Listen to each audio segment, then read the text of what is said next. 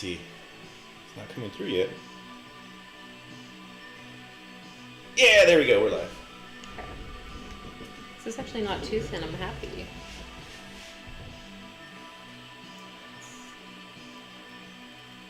What brush do I want?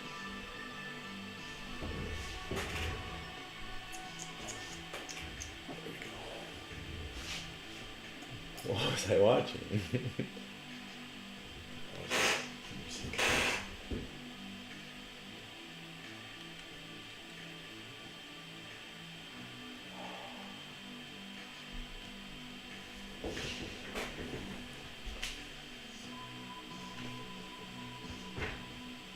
Oh my goodness. There is such a delay right now with this thing for some reason. I don't know why. You got a lot of stuff plugged in.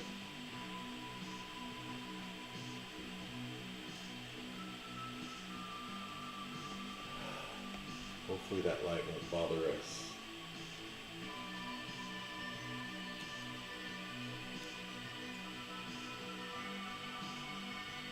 Uh-oh, look, there you are.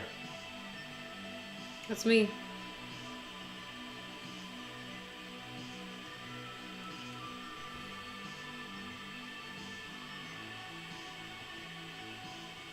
It's gonna give me a commercial first. You're not There subscribed? we go, perfect. You're out of frame a little bit. Is it better down here? We'll see in a second. Okay. See, that's what I like about the woodblock handle that you gave me. See how you're resting your pinky on your fingers? Yep. I rest my pinky on the block. So that's why one of the things I really like about that one. I mean, someday I'll have to upgrade to a paint handle, but I'm so comfortable with this. I have to go clean my water real quick. Okay. It still has all my speed paints in it. Oh.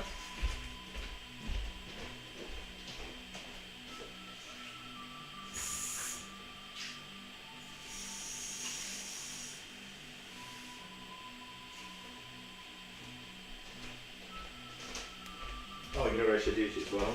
Hmm? Put it on Instagram. Oh, I can see if I can get some viewers from them. Yeah. There. There's no way people are wrapping gifts right now. They're bored waiting for streamers. Let's see here.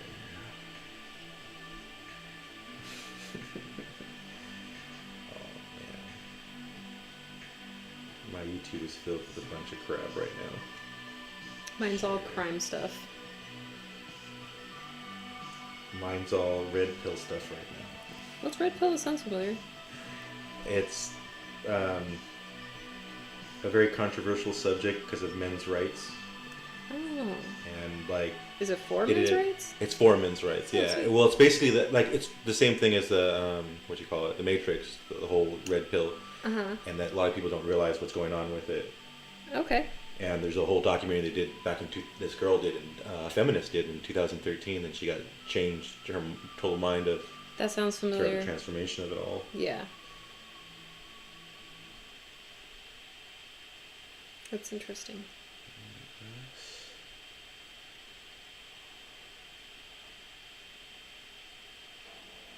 We're gonna hashtag too thin paints, right? Two thin coats. Oh, coats, sorry. That's okay. But yeah, that's it.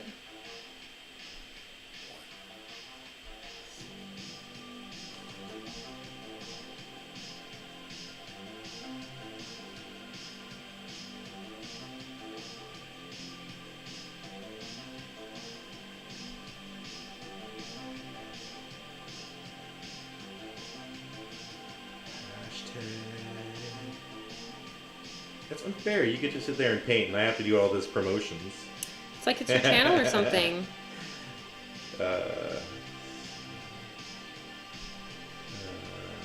It's been a while since I painted. I'm excited. I realized the other day that I hadn't painted in 3 or 4 days, and I didn't. I felt like weird for some reason. I didn't realize it was because I hadn't painted in several days. Yeah. You still paint way more often than I do. I've been drawing like crazy. All my D&D characters, I'm making my like 104th character. Oh, really? I just had too much fun. Like, I made a bunch of characters that I had ideas for, and then I just decided, well, let's just go down, like, the list of, like, I'll make one for every class and every race. And then after I did that, I'm like, well, I'll just make one for every every subclass and a bunch of races just for drawing practice. So I'm trying to make every single, you know, subclass for each class. And there's a lot. I always thought that it would be fun.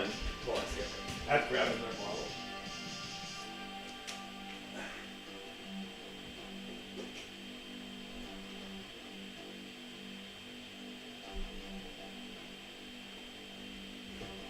See? I told you it has. Yeah. It helps me see where things are, what colors are. What was I saying? I totally forgot. You think it'd be fun to... Oh! So yeah, I always liked artwork.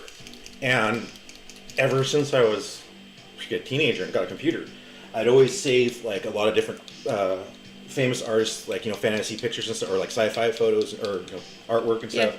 Yeah. And then I would use them as my screensaver. Yeah. And I always have them rotating. I had hundreds and hundreds of them. And for a little while I started this, but I was doing just writing a little like 1 to 3 page story on a picture that you see. I like that. Yeah, I tried to add a little bit of flavor text to my posts after a while. Marine blue. Oh yeah. Let's try it. Let's see, the marine blue. That's your shadow. Yeah, that's what I was going to start with. Let's see how this looks.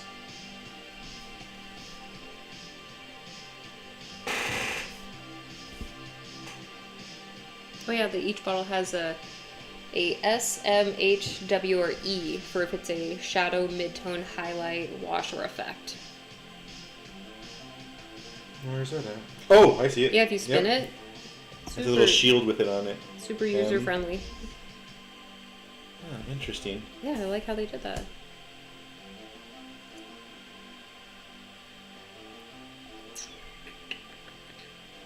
That's gonna be cloth. This is nice and dark.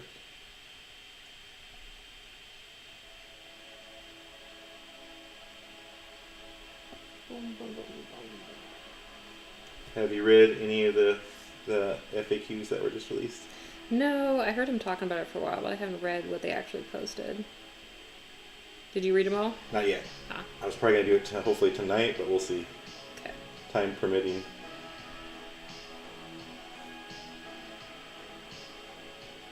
I heard there was a lot of changes for the Old Dominion. Oh, I know some, but no, I don't know all of them. Like what? I can't talk about it. Oh. I don't know if it's in there. We'll have to read it. Yeah, I got another new rules, right? Yep. I don't know when my next tournament is. Forgotten Path is doing their league in January, so we've got time before that. They're starting up a league where you can meet up any day, but they're going to have it scheduled on Sundays, because that's the miniature day. But I want to go down there for that. And then checking on the dates for Game Castle. Just waiting for confirmation on those. That'd be fun. You know, if I don't schedule days to go out of the house, I just won't. Me either. I got plenty to do here. Like before I started cooking, I was editing Spire podcast. Nice. Is the majority of the work just cutting out empty space and... I was actually working on the photos first. Oh. So I got I just finished your 3 photos. So I stitched them all together so that now I have 3, with everything showing. And one for the left, one for the right, one for the middle. I'm happy about that, because the next time I actually have more painted and fixed, I'll have like a bookmark of, look how much I did.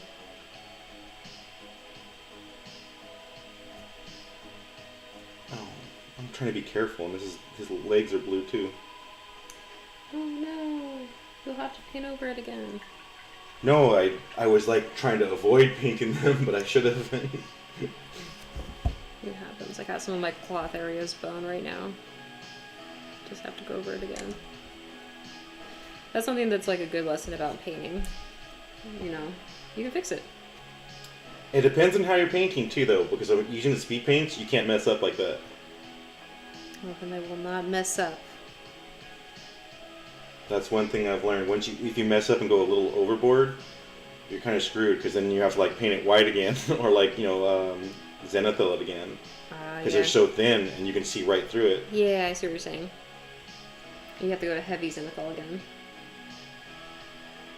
Yeah, I find that if you don't do a zenithal, if it's just keep it all, unless you're doing it all white, it really doesn't. Nothing shows up on like black on a black prime.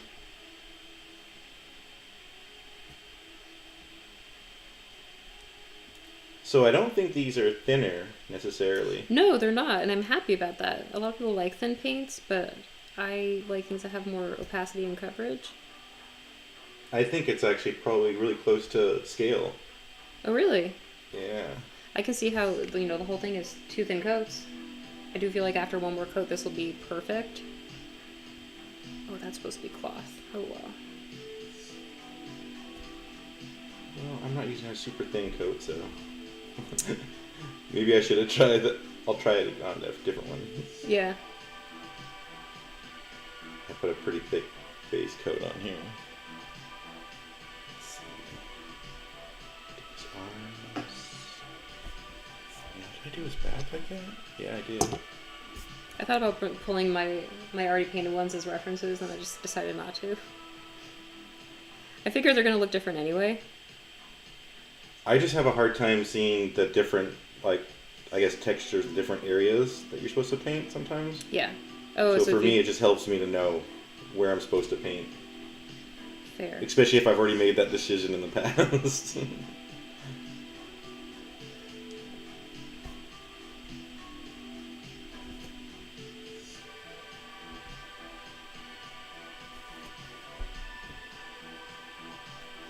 I used to listen to this kind of like synthwave mix, extended, all the time.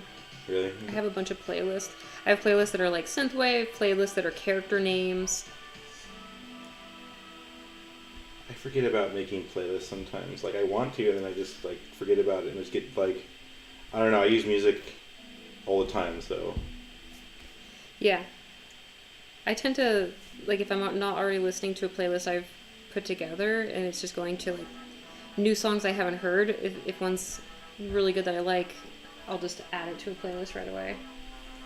I only listen to them on YouTube, so it's easy.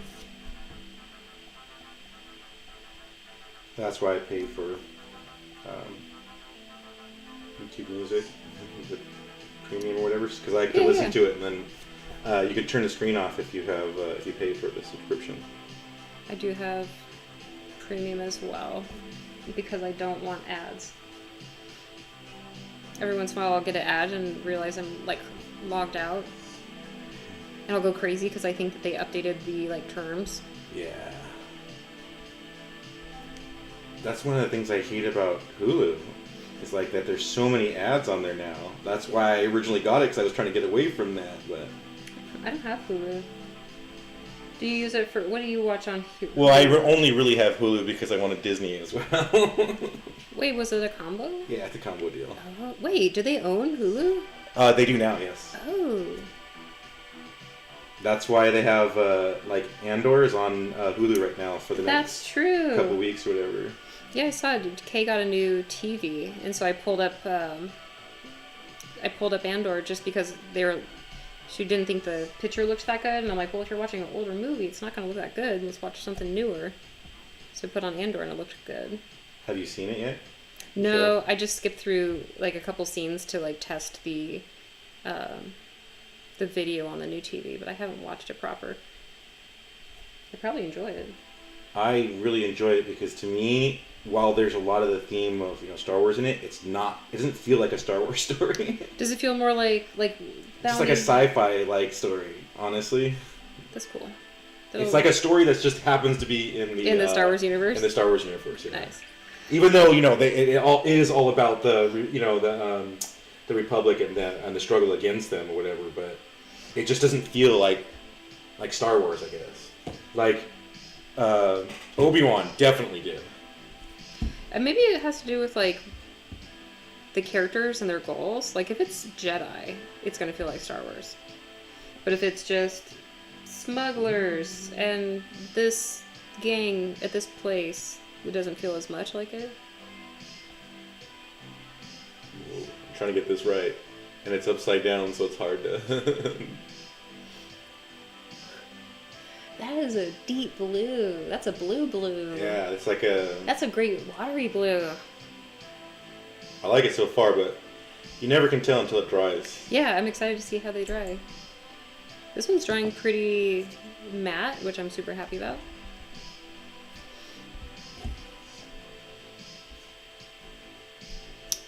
Okay, let's see. I think this part's supposed to be... Sweet! We've had a second view! Wow. We still only have one concurrent viewer, which is the TV. Hey, way to go, TV. Thanks for subscribing. Yeah, I subscribe to my own channel.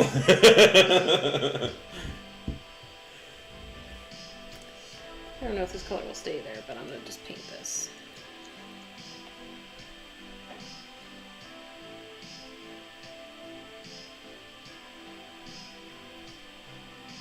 Did you do much painting before miniatures, like traditional art?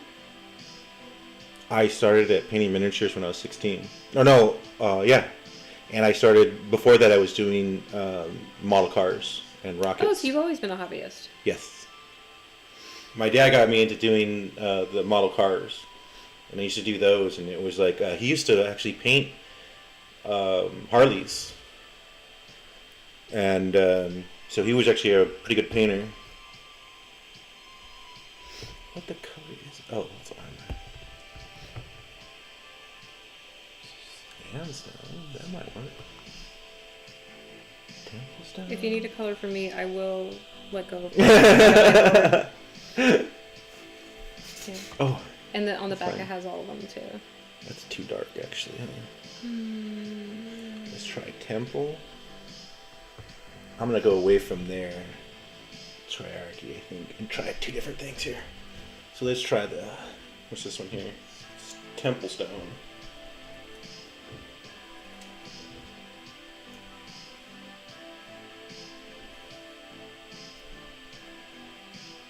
Yeah, these are actually pretty thicker than I thought they would be. I'm so happy because like thin paint's number one. I'm gonna spell it. Number two, I don't know. I'm used to thicker opaque paints, so I don't have a lot of patience. But I know like people that have thin paints and glaze, they get really nice effects. Yeah, I really like thin paints. Well, unless I'm doing my base coat. It's funny. I want a thick coat to do my base coat, and then I want thin paints for the rest of the time. I think that's probably the proper way to do it. Let's try this real quick. I'm just gonna do a shield on this one.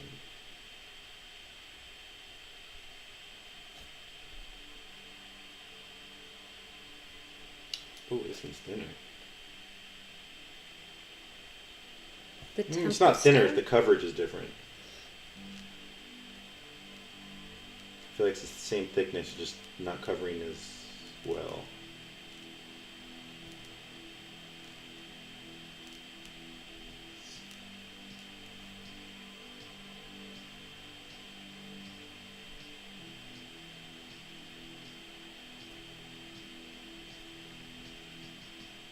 One of the things I really like about painting either the resin or 3D print, which is also resin, is that I feel like you don't have to have a prime coat, so you can get your thin coats on. The first coat is your base paint, and so there's like less clogging of the details because of the sometimes if you're using thick primer like rattle can primer, which I really like. But that's how I started too. I used to use Tester's paints. and I used to paint right on to any kind of model I wanted, and never had a problem. I heard good things about testers, but like so few people carry them anymore. The problem with them is that they're all glossy. Oh, I can't deal with that. No, that's the one thing I had to get away from. It was just way too glossy with almost everything. Well, it was with everything. And while you want that like on model cars, you know. Yeah. Well, somewhat, but you want that a lot on model cars, but like you don't really want that on your miniatures. But for many years, I used testers paints. That's why, like, a lot of my army, like Imperial Guard army, has like a really unique colors, and people always ask me, "Well, what color is that?" I'm like, "You're not gonna know." You'll never know.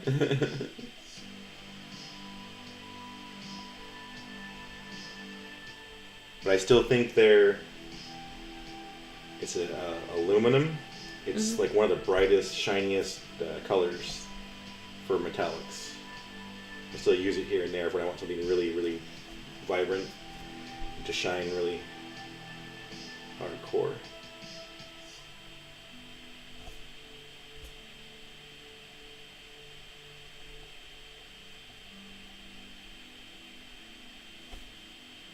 So you know how I was saying I had to do a lot of retakes? Yeah.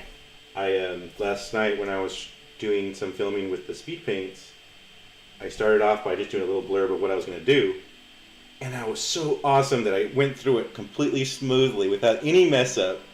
And I was like, man, this is why I don't like making scripts, because if I have a script, I mess it up. But if if I'm just free flowing, Yeah.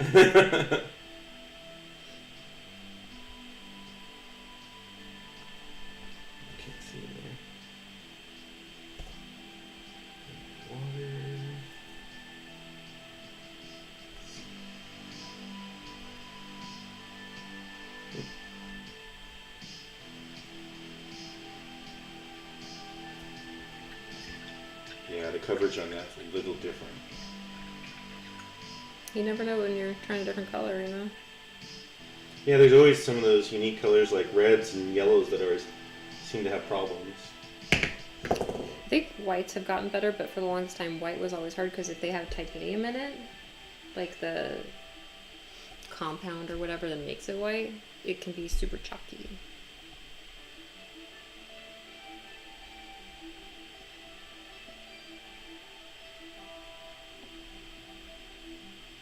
Let's look at the other blue, see if it's dry.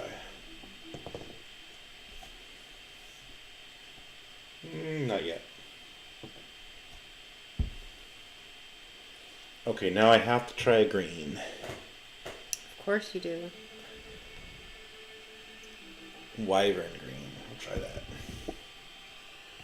Oh, actually, I need another coat of that.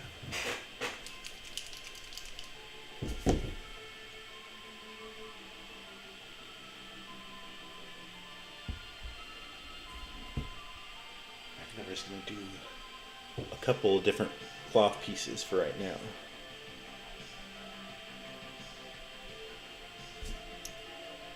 Probably shouldn't have done a mid-tone in the shield. I probably should have just done a shadow. Well, a lot of people actually will do basically their mid-tone and then do highlights and shadows off of that. Which I can see the purpose of doing that, but I don't know, for some reason I always like to do the go for the darkest and then go highlight upwards, you know?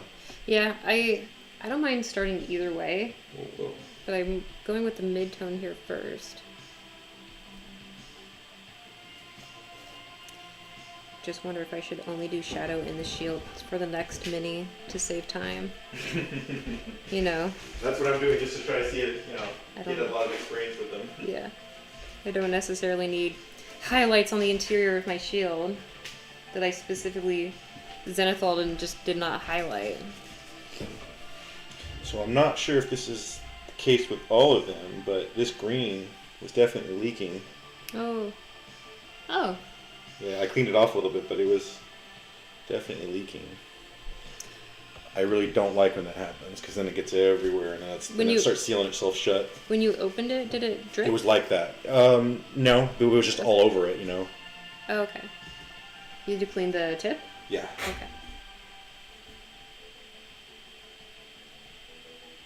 It's Probably got to do with like the way the formula is, like if it's thinner, and then also with shipping and pressure changes. Mm-hmm. But it didn't leak out of the cap, which is good.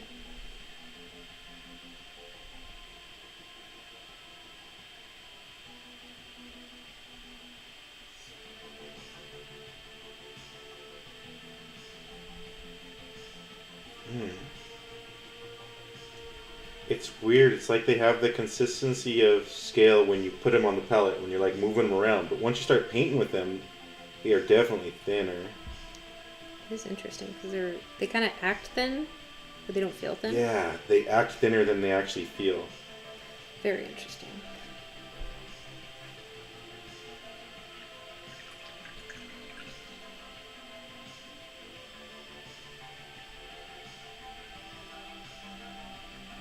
I kind of feel like the speed paints are a little bit similar, where you can't exactly tell how they behave based on how it moves.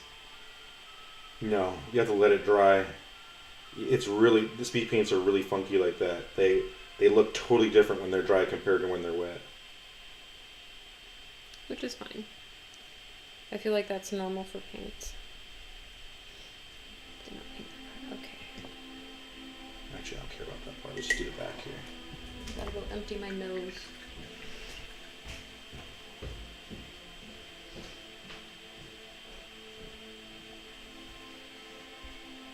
Alright, so there's the green. Still wet. That's all I'm going to do with this. So I want to try a few different ones. Let's try red now.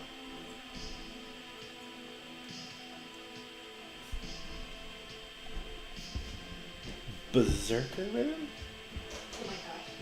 My hair tie is wet because I keep resting my hand on the wet palette. It's soaked up all the water.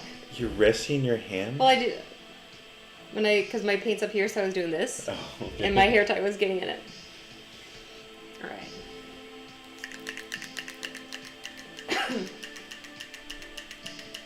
This is a little light. Let's try that.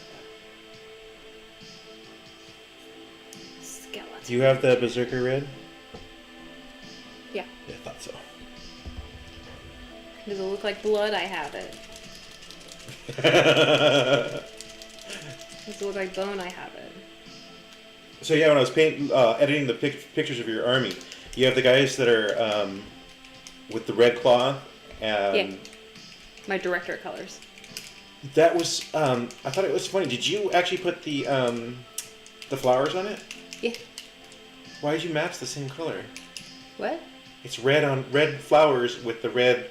Because I liked it to look. Okay. I was just wondering. No. I don't care either. Let me tell you a story. Okay, it started with my Assault Preceptor, who's my favorite mini. Like, I'm very, very proud of him. And of course I broke him. He's fine. But it's because when I painted my Assault Preceptor, and he was like the standard for my Directorate colors, I put flowers down and then I painted them with Flesh Terror red because I call my Assault Preceptor the Tourniquet. I decided that the 100 Kingdoms have designated this Assault Preceptor the Tourniquet because he's the one that, based on his actions in the field, it will bleed. So it was a whole story where he had bloody flowers around him, and then it just carried over to the rest of the army. Okay. At least there's something behind it. There is a story.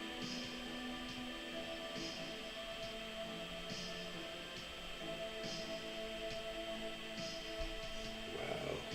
The blue and the red so far are covering much thicker. It's very interesting because it must have to do with pigments. Mm-hmm. I think so. Look at this one. It's still wet.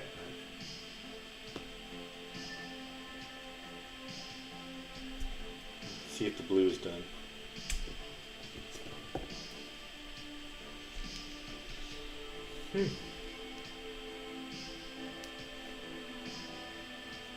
Oh, I touched it back here. That's where I got it on my finger. I hate when you find some paint on your finger and you're like, who did I touch? You have to go through every angle of every mini. So let's put this back blue. glossy. Drying glossy? Yeah, it's blue. You see? It is. It's a little shiny for me, but... I wonder if that has anything to do with the undercoat. Did you use Corax White or a different one? For your primer. These ones I think I rattle can. Well, that's what I mean. It's, I use, because I can't find a cheap one yet, I use Rust-Oleum, I think. Well, Rust-Oleum's always going to be a bit shiny. It doesn't seem shiny on the white here. These don't seem shiny. You're right. They're a little velvety, like satin, but they're not shiny. That's why I buy the matte Rust-Oleum, because I actually have... Is that a matte white Rust-Oleum? Yes. Oh. The black I use is actually, I think it's the Home Depot brand. But they don't make a white that's flat. They only make the black that's flat. So you go Rust-Oleum for the other one? Yeah, because I have to, because it's the only other really cheap one compared to like some of the other brands. But I really love that for the black, that name brand or that non-name brand from Home Depot was really good, and it's only like $2. Oh, dang. Yeah, that's why I get it. You could buy a whole other box of minis.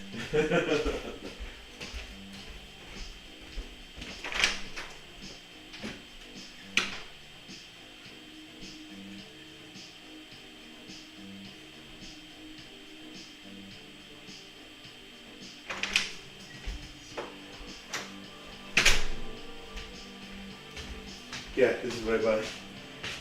Quick color. Quick color. Fast drying all purpose. $2, I believe it was. I usually buy 2 or 3 of them when I go there, so I can have a couple of them. But See, I'm that person where I'm like, I don't know if this will work. I'll buy a hobby brand. oh, we had a third viewer, yeah. I like trying paint, so I constantly will try different. Well, for $2, how could you not try it? All right, Elysian blue. Elysian. Cloth. Whoa. Shaker? Yeah. Hey!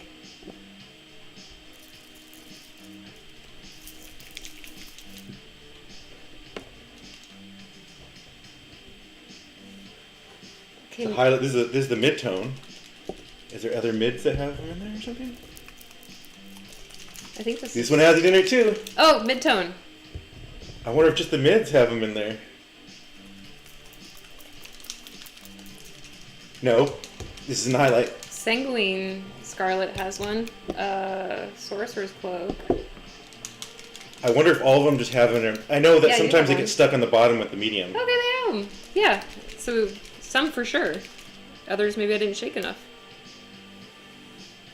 Which a good sign is that it still seems to still work well. Yeah.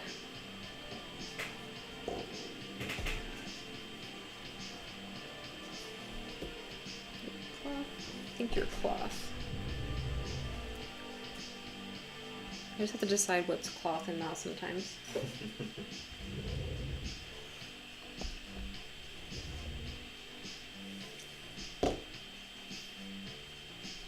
Alright, let's try this Elysium and see how it looks. I'm just going to go straight for the Elysium. I'm not even going to do the 50-50 mix. Yeah, I'm gonna try to use less water in mine.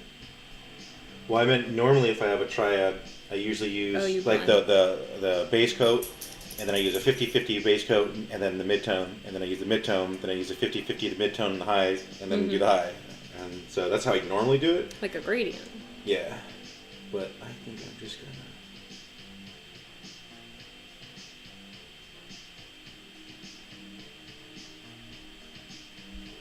I have a feeling these might save me a ton of time. Why do you say that? Well, number one, I spend too much time on minis and no one's going to notice how much time I spend on them. And with this having the triads already set and the two thin coats, it gives me a... the two thin coats and a triad eliminates a lot of thought and me experimenting with stuff that will not show up. So I feel like if I just follow this and then I put the brush down, I'll have the effect, like the general effect that I was going for. and not have the, oh, I wonder if I did this, but I should do this. I'm going to edge like that, but I want a shadow over here, but I want to wash this. And I got to highlight it again.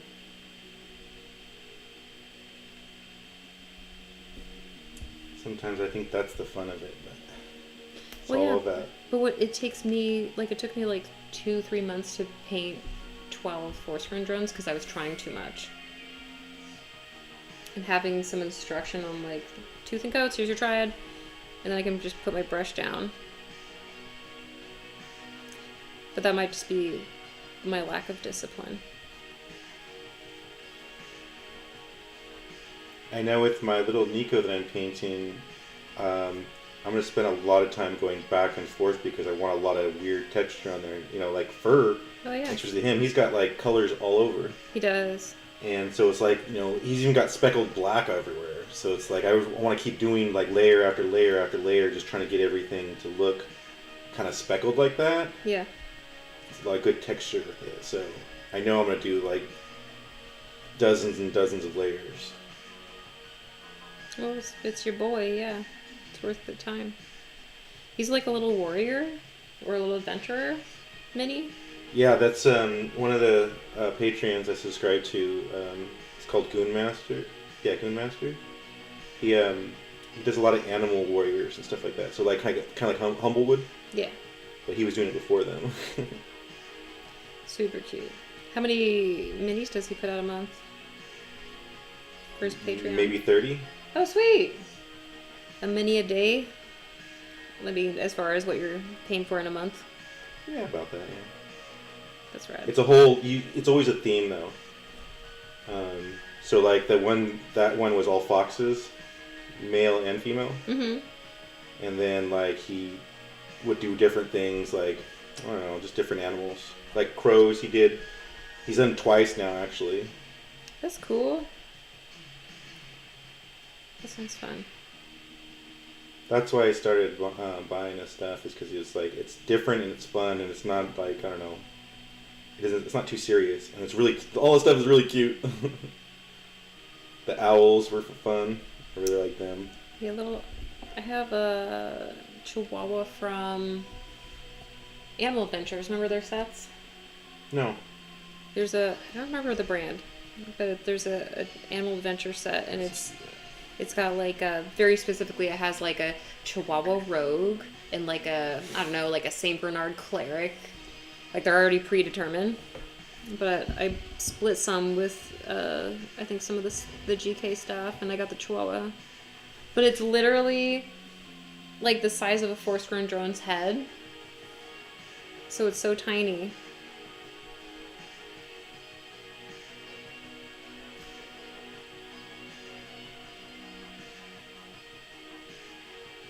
Do you use the same brush the whole time? No. I was using a smaller brush and then I swapped over to this one because it's a little bit bigger for base colors. Not doing anything detailed, so I went to a bigger brush. Well, that's definitely not dry. Yeah, so this is still kind of glossy. Green? It is. In contrast, my ivory tusk is very matte. Did you thin that down? A little bit, just like one droplet. FYI, if you need it. Oh, I usually water. dip the end of my paintbrush. I learned that from Mike Hammett. I always have pipettes around, so. When you spill, actually it's really helpful to soak all up everything and, Oh, yeah. catch a lot of this stuff and there's not waste. Well, I did it the other day with a speed paint, and I dumped the whole thing out because it was like clogged, and then just squirted and the top came off. Yeah. And I was like, oh man, I almost grabbed a rag and just put it right on it and started soaking it up. I was like, wait a minute, I got pipettes. So I ran, grabbed a pipette, and soaked like 80% of it back up. Hey, that's awesome. Pipettes are a good idea then. Oh yeah, so. Well, I use them for my airbrush. That's originally why I got them. It's easy to put them in there and do your mixes or whatever, and you can do your mix in a different container, then use your pipette to draw it out of there and put it into your airbrush gun or whatever. That way you're not accidentally pouring too much into your airbrush, reservoir. And I really don't think it's the greatest idea to be mixing in there as well. So many people do that. I do it too, so don't get me wrong. But if I had my choice, if I preferred, I would always do it in a different container. All right, let's try emerald green as a mid-tone.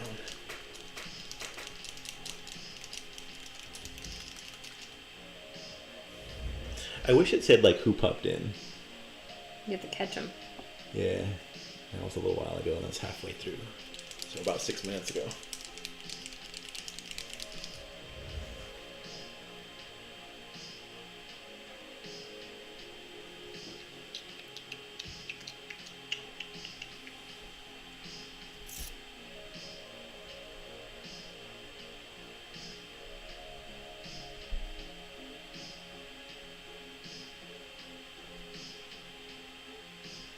Oh, this is awesome.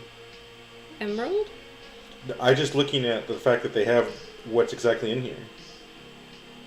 Oh, the ingredients? Yeah, it says contents. 2-methyl 2H isothalazole 3,1. Sure. Reaction mass of, and then it has all this technical stuff in there, which I don't really know, but it's still good for some people. Yeah. Now, this is what I'm curious about. Why does it say 14 plus? You have to be mature enough not to drink it. Ooh, candy! But Actually, before I put that on, let's do another coat. at the same time, painters will lick their brush. I only do it because my saliva is stickier than water, and it keeps the tip form. I have not licked my brushes yet, but I know it'll happen someday. I'm scared for that day because I always have drinks near me. I've done that too, where I've put my brush into my coffee or Yeah. my water or something like that. Whatever I was drinking. I think I've done that once. I think I've dipped my brush into my coffee once. Or almost.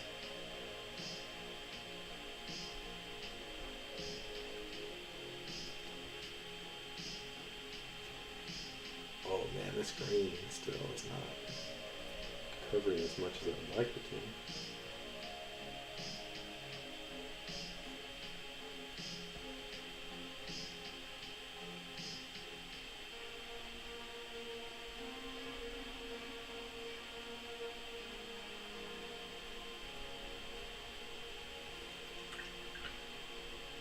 I have to say though, I really do like Duncan Rhodes' videos. I like his calm demeanor throughout the whole thing usually. Yeah. I like the painters and hobbyists that are like our Bob Rosses.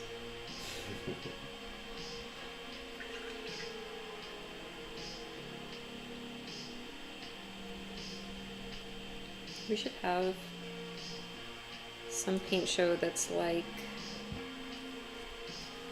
Oh my gosh, what was Bob Ross's paint show called? Oh, I forgot right now. I know, I can think of so many Bob Rossisms, but what was his painting show called? The Joy of Painting. Yeah, The Joy of Painting. We need one of those that's just half-hour episodes of mini painting. So that didn't... Oh, yeah. That didn't coat as well as I thought, but it is 2 thin coats. It is 2 thin coats. Yeah, I've got areas that need some more attention and then others that are actually pretty well covered.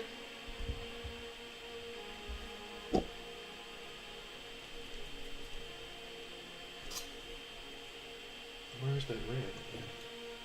Here it is. Yeah, the red and the blue covered extremely well.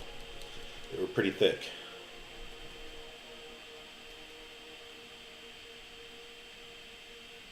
Oh. So these are supposed to have shakers in them. There it is. Hey! So they do. You just gotta shake them well enough to get them moving. Oh, it's my first time opening them, so they really haven't been shaken. What I hate is when I put those paint pills in the Citadel paint pots. Yeah. They get stuck in the cap. Oh, yeah. So sometimes you have to jerk it around to get them unstuck so that, the paint pill is doing its job. I didn't think about that, but yeah, they has a different shape and mode than droppers. I think it's absolutely needed, but it's just kind of a pain that it does that. Yeah. I'm a little surprised they haven't made their own, like, paint fill, you know? Their own mixing bowl. They do. They're steel.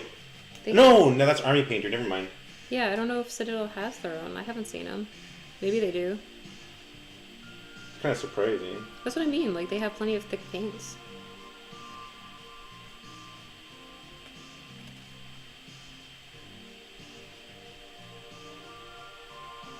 That is one thing I do like about Citadel is that they are thicker, so that Yeah. if you just want a quick, one quick coat of your base coat, it's a good way to go about it. There's a lot of other colors that I do. I think will always be a staple of mine. I just barely got into them, so I still don't even use them that often.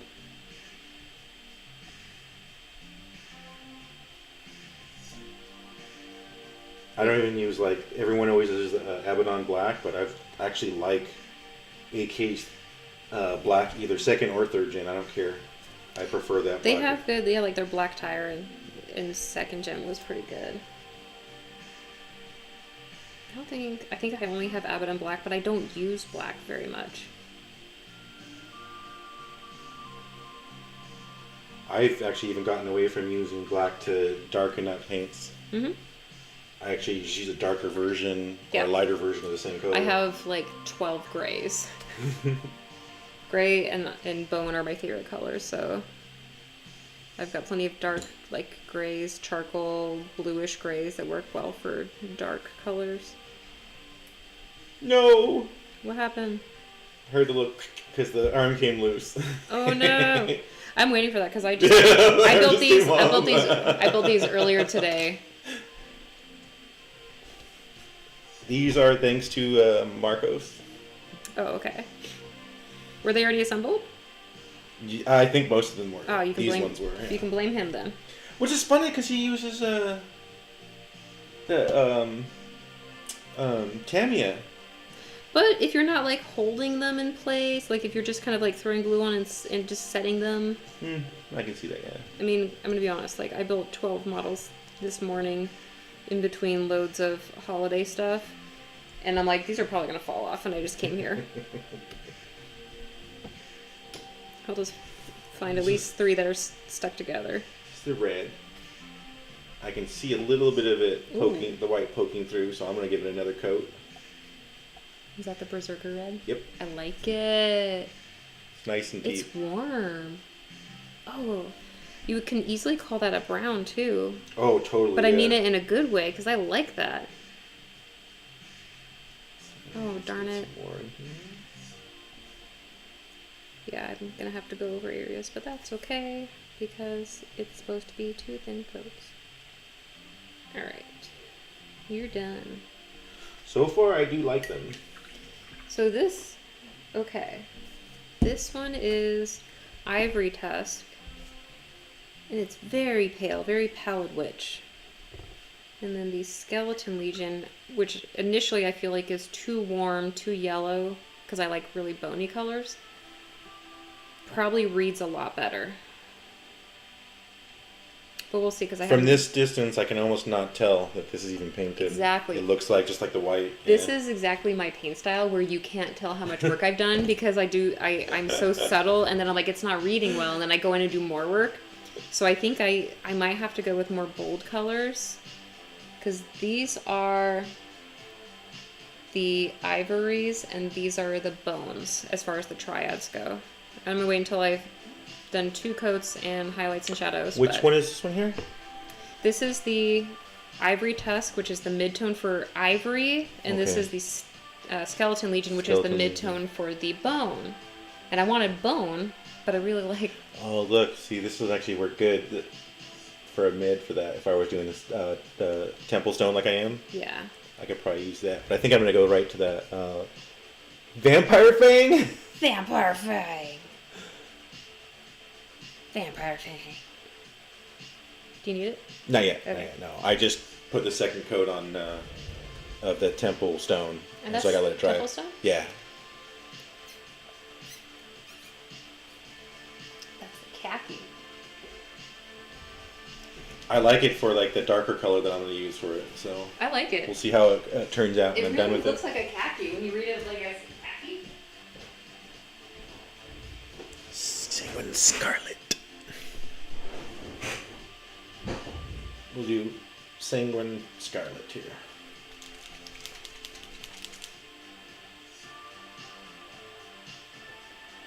I wonder if I'll be able to read it. Yeah, Sanguine Scarlet. Uh-oh, no. Oh, jeez. Do not restart computer.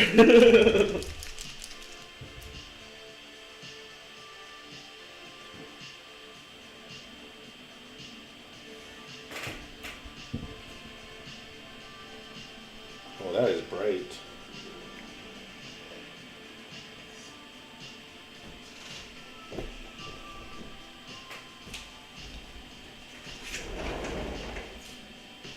Very bright.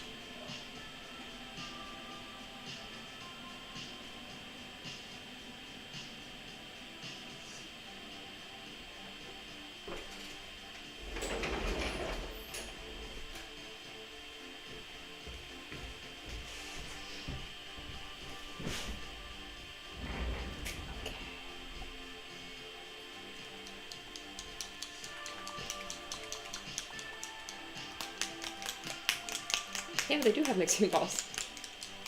You just gotta shake them until they break loose.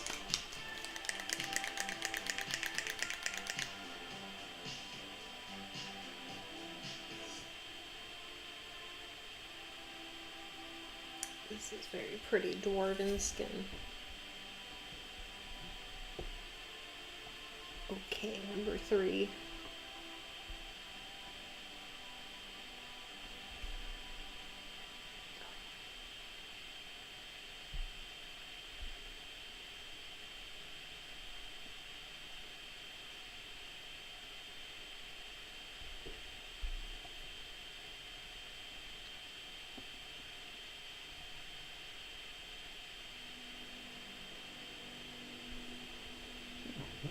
Okay.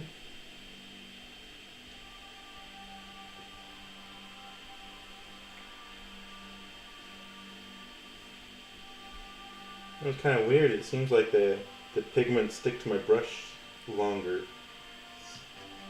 When I'm trying to clean out my brush. I was thinking that it sticks to the surface of the mini pretty well too. Like it, I don't know. It definitely has a new behavior.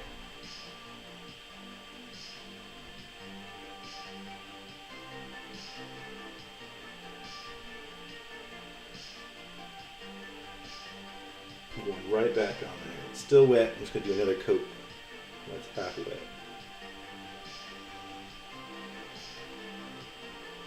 Looks like it's doing really well like that though.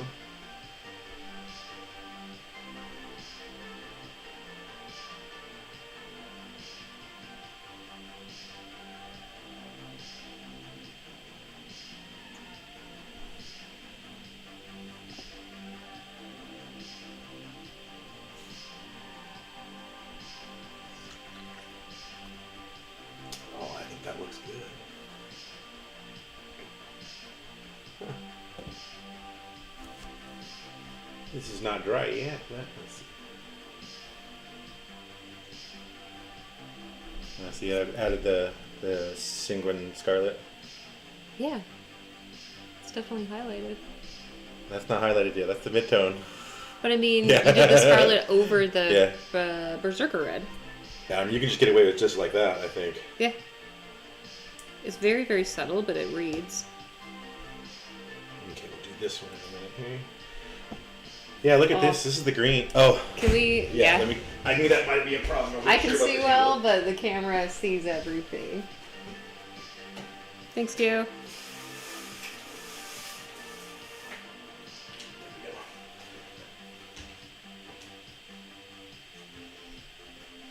Is that still on the camera? He just needs a sec. Why is it not? Oh, because I'm looking at the stream, not the OB. Yeah. That's fine. It's much better now. You can't see it anymore. Sorry, guys. That's supposed to be like that. So you can see it.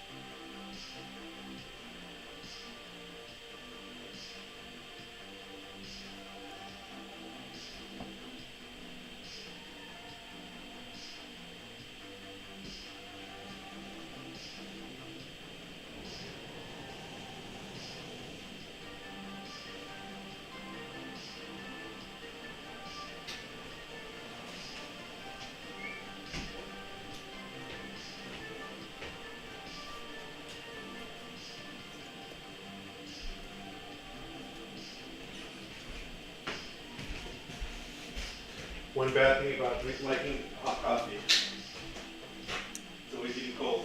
Oh, yeah. I don't know where it is, but I used to have like a cup warmer. A cup warmer? I never thought about that. Yeah, it'll keep the whole thing warm so it, Is it like it isn't cold. Is it like a coaster that's Basically, heated? yeah. Nice.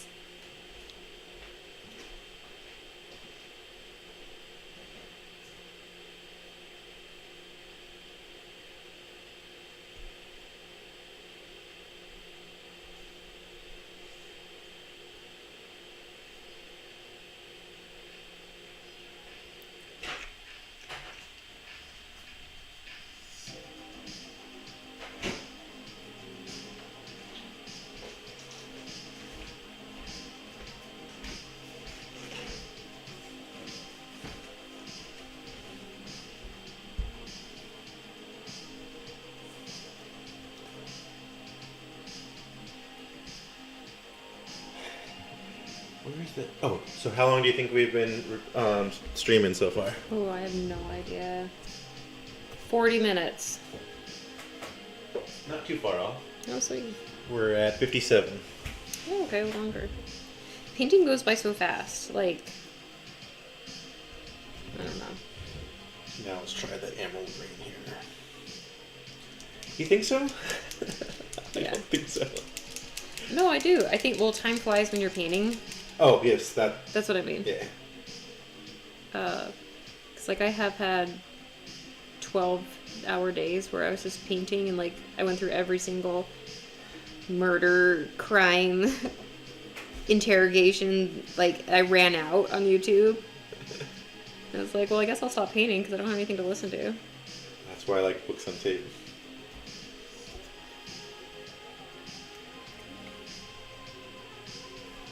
The Dark Terror 2 book I'm reading, or listening to, I didn't want to start with the first one because the first one's actually really short, and I've read that one like a dozen times in my youth and throughout my adult life too. Mm-hmm. And so I was like, let me just start on the second one. It's like 18 hours, but the third one's like 28 hours. Do you know how many pages they are? I'm curious as they're usually most of them run anywhere from 300 to 500, but there's which one is it, 5 or 6? The Wizard in Glass, 5 I think it is. That one's really long. It's almost 1,000 pages long. It's like 800 or something like that, or 800 plus. It's interesting to me to think about how pages or words equal into audio time. Because like 350 is like an average size book, right? I think. Yeah, I think somewhere in there. Yeah. So like 18 hours. Yeah. Wow. Plenty of time. It's a lot. I'm listening to another one that I read a long time ago from Anne Rice, The Witching Hour. Okay. It's her series about these witches that live in New Orleans. New Orleans. And well, she does the vampire stuff, and that was, Yeah. she actually crossed the Mayfair Witches, which is the series, with her vampires as well. Cool. Actually, they just made the who did it? Someone just did a series for the Interview with the Vampire, or a new movie, a new series. No, Yeah. how Yeah. dare they ruin it? Well, I think they ruined it already with that movie with I liked the movie. with Leave the movie alone. Tom Cruise. Leave it alone. And Brad Pitt was good. He was spot on for Louis. Yeah. But Tom Cruise was horrible as Lestat. Why was he horrible as Lestat? Lestat is taller, better looking, thinner, Well, it's got and the he's a collar French. wrong. He's a French guy. Oh, okay. He's French. See, I never read it. I just saw the movie. I've read almost all the books, and I fell in love with Lestat character just because of who he was and like his pompous arrogance a lot of times. Yeah. and I don't know. I think funny. actually Anne Rice did the same thing. I think the first book, Interview with the Vampire, she wrote, and I don't think she liked it because it was focusing around Louis. Yeah. And he was kind of weak and Yeah. like complaining, and she wrote that book, and then almost like I want to say like 13 years later is when she wrote the second one, and it was all about Lestat at that point. From then on, it was all about Lestat, which was a much better character, at least in my opinion. So I think she didn't like where it was headed with Louis, and just decided to go with Lestat instead, which I think was a great idea. He was the intriguing one, I think. I guess Louis was just boring. Well, Louis was the new vampire, right? Yeah, well, yeah. Relatively, because they actually made Claudia. Well, yeah. But I mean, little girl. I think it's not like they have to, but it would be more typical of that to be an annoying, boring character, because they haven't been around for a century. They still have morals that they're dealing with. So that's the one thing I have a problem with when it comes to the series that they did, the new one. It's a TV series, I assume? Yeah. I'm pretty sure it's a series. I think it might be on Prime or something like that. I didn't even know. But Louis was a plantation owner in the South. Okay. And he was, or that's where in the book? In the books, Okay. yeah. And even in the show, they picture him, display him as that, but he's a black guy with a black family, and I'm like, you know how rare it was for a plantation owner to be black, Yeah. especially in the South. And I felt like that was the one thing that they did wrong with that. I understand wanting to have mixed races and stuff like that, Yeah. and all that kind of stuff, but when it detracts from the actual story, that's when I have a problem with it, and that detracts from, I think, the story, because it was he was a slave owner, and I know there was black slave owners, but it was so rare. It just didn't seem quite right. But then again, at the same token, 'cause I haven't watched it yet, at the same token, the rarity could have been what drew Lestat to him. Because there was something about Louis that Lestat was very drawn to, because he wasn't like a normal person. I think we'll have to give the series a try. So this is not too much of a change if you look at this from that one green to the emerald green. You can almost not tell it's there. Because the wyvern's so strong. Yeah. Yeah, you can barely tell. With the Elysium, it was really a great drastic difference, and I think with the Sanguine Scarlet, after the Berserker, was actually a perfect transition. It was really, really smooth. This Elysium's a little too bright, in my opinion. It looks like they're actually celestial blue. No, it's almost there. Really? But... It looks like it to me, but we'll see when we get there. Well, yeah, and we'll see how it translates on paper to mini. Did you break another one? No, it just came off the stand. Stop it. I have to get a little thing for it. Oh, I got one. You're so strong. I'm usually the one breaking my minis. This is the one thing that I always find it funny that I'm able to do stuff like this, because I don't know my own strength sometimes. I do break things like that really easily by just putting a little too much force into them. So I used the Temple Stone for this. Oh, they actually have washes in there too, huh? Yes. I have a sepia over here that I put aside. Sepia and flash. They're all this row right here that I kind of separated. I want Battle Mud. Where was Battle Mud? Is that it? Yeah. Let's try that on part of the shield and see how it looks. Now, is that a wash or an effect? Because It's a wash. They have ones that are effects, but I haven't looked at the effects ones yet. Maybe the effects are like the... Where does it say effects on them? So it lists right here that some are effects. So let's see. No, it says wash. I don't think I saw it. Well, here, actually.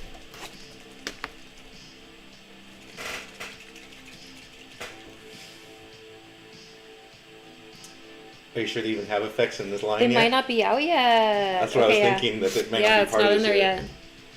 Alright, this is a battle bud. We'll do this on the lower half of this guy. Without the arm.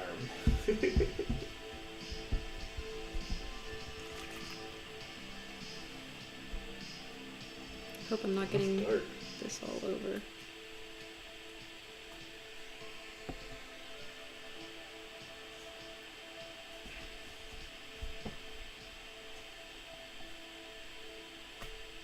The only books that I've seen that I read ahead of time and then saw like a movie or you know, like film version of was Twilight and Hunger Games.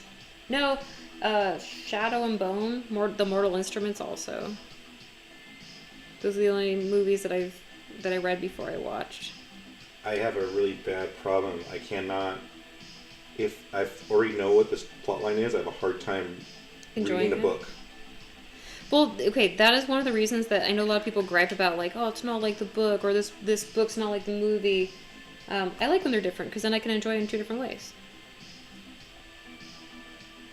When I heard they were making Lord of the Rings as a movie, I quickly read all the books. Which apparently are, like, it's going to be very different. It was, actually, they did such a Hobbit. good job. The Hobbit was a different one. Yeah, that one, I don't know. But the first, the Lord of the Rings, the first one, and even the second one, the Fellowship of the Rings and the Two Towers, both of those were really, really well adapted. Do you know, okay, what's his name? What's Gandalf's name? Actor? Sir... I'm so sorry for forgetting his name. McKellen? Yeah. So, did you see, like, the behind-the-scenes stuff where he literally was such a fan of the books that there were plenty of times right before they shoot a scene that he would whip out the book and show it to the director and be like, no, it's supposed to be like this. And he's like, okay, yeah, we'll do it that way. Like, he helped make it true to the books. And also, the other guy, the wizard that fought Gandalf. I don't know the actor's name. Okay. I don't know his name at all. So him, though, he was former military. And when it came to the scene where I think it was him that gets stabbed. He gets stabbed. Yeah, on the top of the tower he gets stabbed, I guess by Gandalf.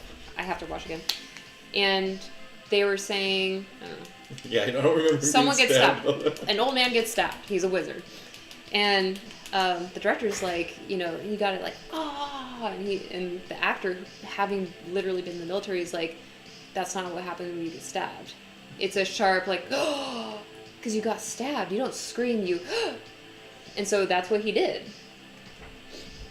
Would be a very sharp pain. Yeah. I haven't been stabbed by somebody, but I've been stabbed by things.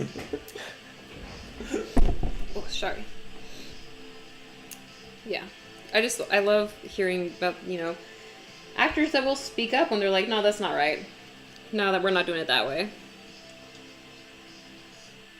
I think it shows care. I mean... Celestial. Or Celestial, dude. Celestial? Something. I was thinking Elysian. You'd use that one. Yeah, that's what I used before, so now I've gone to the Celestial.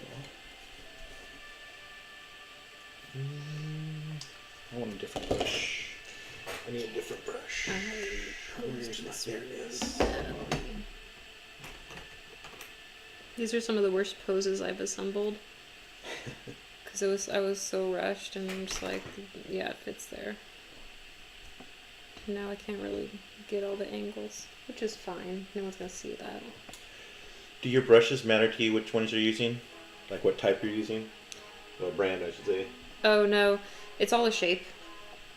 I mean, brand-wise, I have noticed some that will last longer, the bristles. Oh, yeah. Or hold their point longer, and so that matters to me. Like, there are brands I will not buy again, and I'm not going to name it. But, in general... Some of the ones you're using I wouldn't buy. I don't know what you're talking about. I just really like these Gadzooks because I feel like they're disposable. They don't last very long, but they do their job. They do. No, those are fine.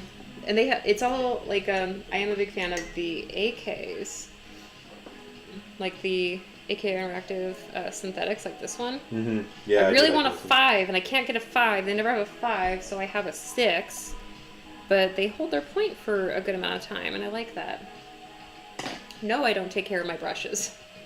You know, I have the cleaner, and I don't even use it half the time. I'm just like, no, just paint. Yeah. I mean, too busy. If I get a really expensive set, I will buy magic potion and like brush soap and stuff, and I'll hang them upside down to dry and all that. The last nice set I got was not as nice. I gave them a bad review. What? I bought these ones here. I'm not going to say what they are because I don't like trashing people, but I bought those and the tip didn't last very long. Actually, it started deforming like within a week of me using them. But they were like, I think they were like $80 for the set. I'm surprised. I was so upset.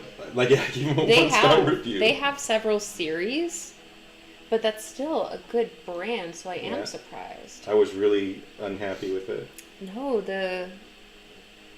this one should have lasted. They just separated too quickly for me. And I was really taking care of those, actually, really strongly. Like, I was cleaning them out every time. That's really disappointing. Yeah. Alright, you are the shadow for number 1. I do like this. Okay, let's see how strong this shadow is. Come here, my baby. Oh, I heard that. Which... Oh, I guess I should do another coat. No, I should do another coat first. I'm supposed to do 2 coats. What about you? This is a good subtle difference between the Elysium and the Celestial. Yeah. I really like it. I'll show you when I'm done. Okay. I think they blend well too because they're thin. Mm-hmm. It's going to help with doing layers.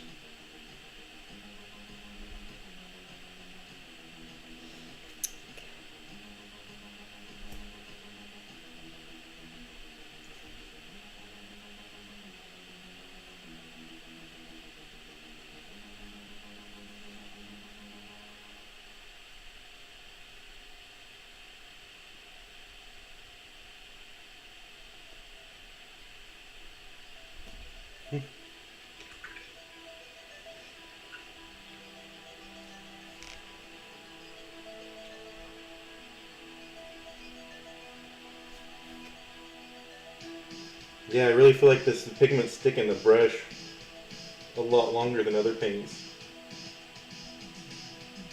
It's interesting. Here you go. Oh yeah, that pops right out. I think it's pretty dry too. How is that one drying? It's not as glossy?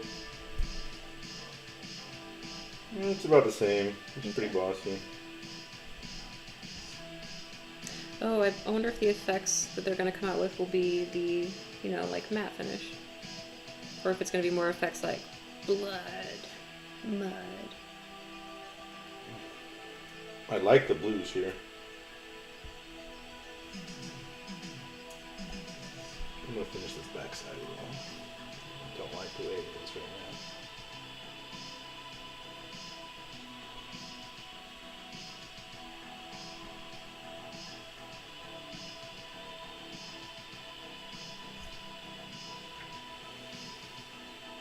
There's some spots that I didn't get primer on, like the armpits, and my paint's not sticking. Oh, I hate that.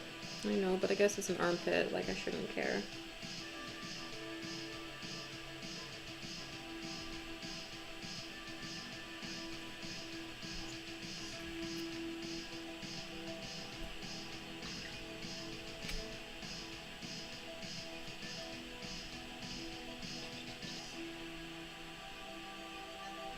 This sounds a little bit... Did you ever play Final Fantasy VII?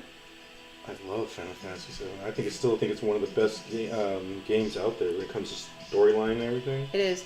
So that part on the music where it was like, "Doo-doo-doo-doo-doo-doo," it reminds me of the track Crazy Motorcycle. Remember the motorcycle chase? Yeah.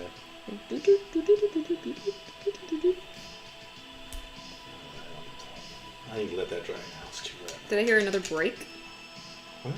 Did I hear another break over there? No. Oh, okay. Maybe, I don't know.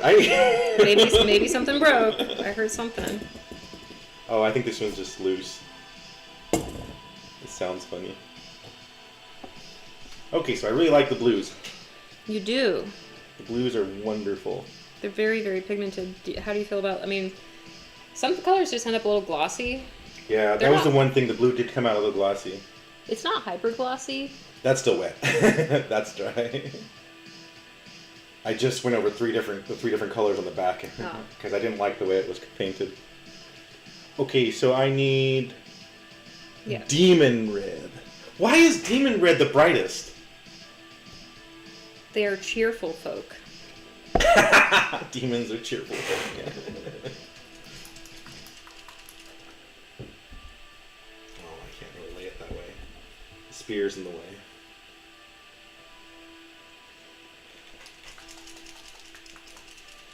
Oh no, the light's bugging me, the sun's bugging me.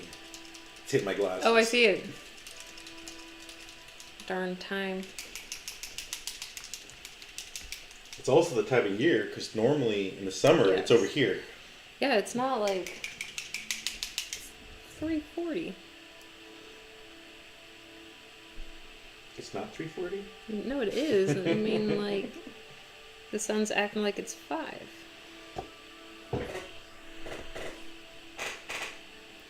Missed this.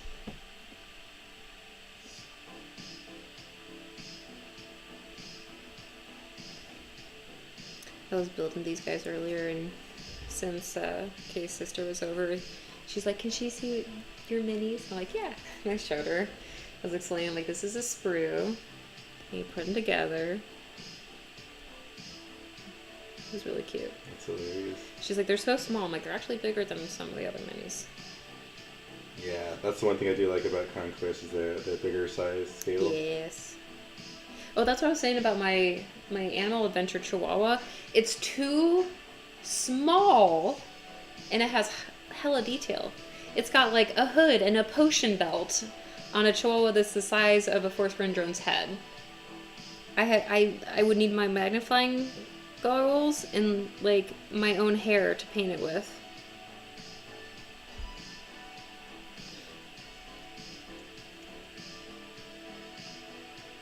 I don't know if your hairs would work that well. Well, I mean, I would need like one hair. No, I just meant because the curly nature of it.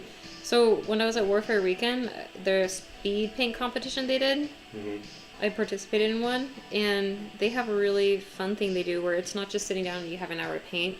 Every like 60 seconds, they pull a challenge and then roll a random painter. And the challenges will include things like paint with your hair, which I did. Stand on one foot. Paint with a brush in your mouth. Paint holding the brush. I did see that one with you had the brush in your mouth. Yeah. That was funny. That was me with the brush in my mouth, and I had to stand. And then I had to paint walking towards the water station. I had to name a mini. I had to make up a story.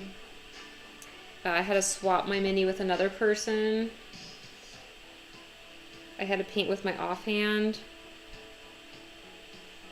See, that's one thing I think I would do halfway decently because ever since my shoulder surgery, I've been a little bit ambidextrous because I learned how to use my left better.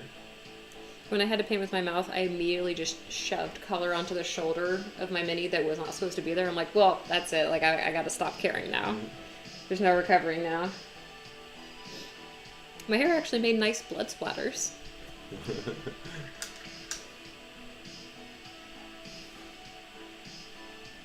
Yesterday when I was cleaning up, I moved the table, the coffee table, and I saw something and I'm like, what's that? I'm like, dang it, Joey shed it in my place. I do shed. Well, everyone does. Yeah. It's just I'm not used to seeing curly hairs in my apartment or my house. It's pretty easy to tell That's mine. Now, I did like this red too. Look at this. This turned out really well. Ooh, that's like finished. Yeah, that was all 3. That's nice. It turned out, I think, really well. Triads work. I did 2 coats of the Berserker red. Mm-hmm. 1 coat of the, layered on the Sanguinian red, or Sanguine red. Mm-hmm. And then did the last demon just to do the highlight. And it worked out, Yeah, I think, really well. See, that's what I mean. Like, this is a time saver. So, let's do this though. I don't like this side here. Pulls a little much.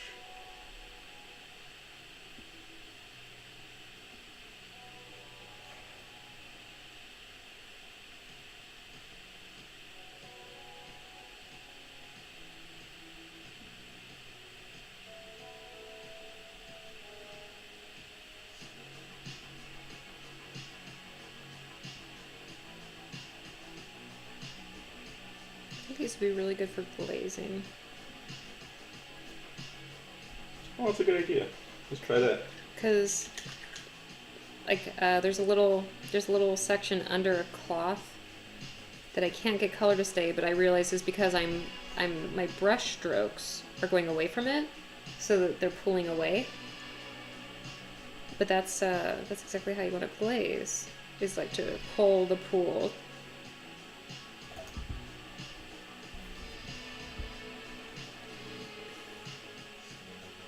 Let's let this one dry for a minute. Let's see if the wash is dry. Oh, your Meyer? Almost. The Meyer one? Meyer. Mud Meyer? What was it? Mud... Oh, was it Mud Meyer? It was Blood, or Mud something. Battlefield. Battle Mud Wash. I think it worked a lot like Agrex. That's awesome. I think it worked really well. Look. Ooh. So it did the job, when you wanted to. A nice tint. Like, you could just use that as an overall tint, too. Okay, how about... These can be lighter. Maybe up here can be lighter. I'm not going to double coat the inside of the shield, though, because I don't want to just do that dark.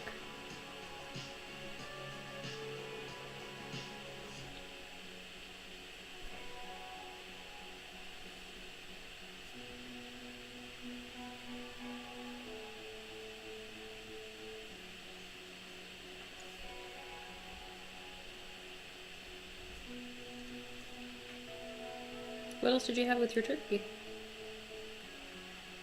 Did you do any? Mashed potatoes. Oh, mashed potatoes. I had mashed potatoes, some broccoli. I made some homemade turkey gravy, which is actually funny. This is the first time I've done it in years. How do you make turkey gravy? Do you need The turkey for it? drippings. Oh, yeah. So you take, you make a little roux out of flour and butter. Is a roux like a sauce? I don't cook. Is that like the base for it? Yeah. A roux is kind of usually just, I gotta see, like butter and with some kind of, I don't actually know, I guess, what a roux is. Okay. I just know it's the starting of a lot of stuff like gumbos and sauces and stuff like that. So. Okay. But you have to make that out of like, it's flour and butter.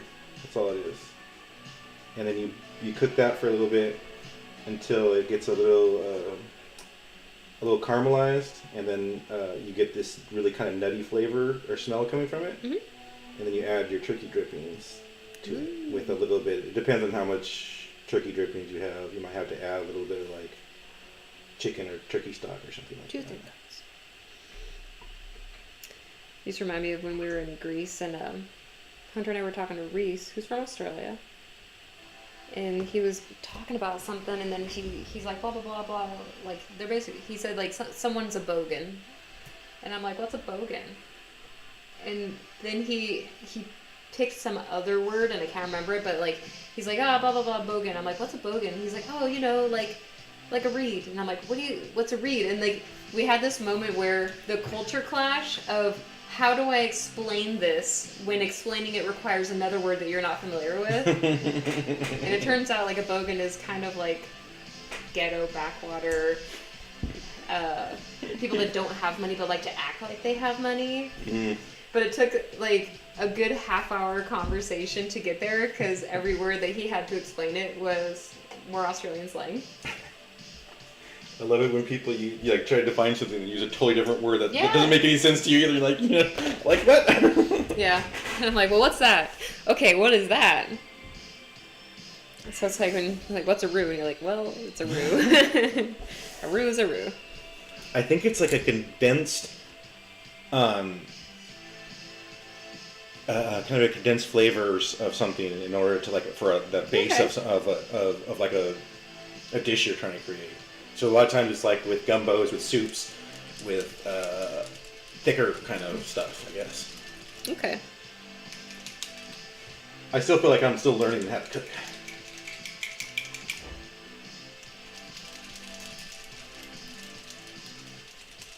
But it's real simple to do. So.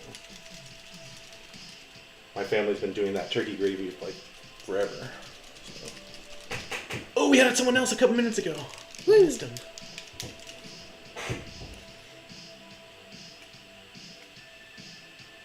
You could, you can do the pop-up chat? Where on your stream, you'd be able to see the chat bar popping up? Yeah, no one said anything. Oh, okay, so it's not going to alert us? Yeah.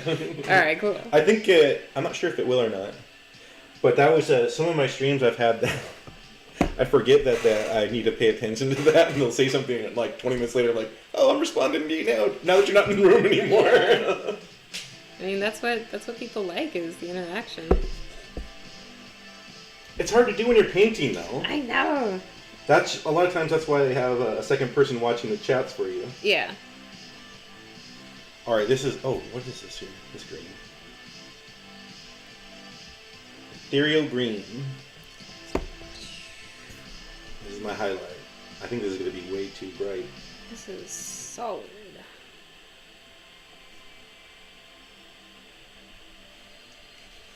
So I'm trying to paint these the same way as I did the other ones, so kind of see the difference. Yeah, this is way bright compared to the other. Well, we'll see how it dries. I hate how like I'll love the look of something I'm painting, and then leave it and it dries and it looks different. But that's how I'm constantly reminded like it's okay to paint bold, because typically when they dry, you lose that sharpness.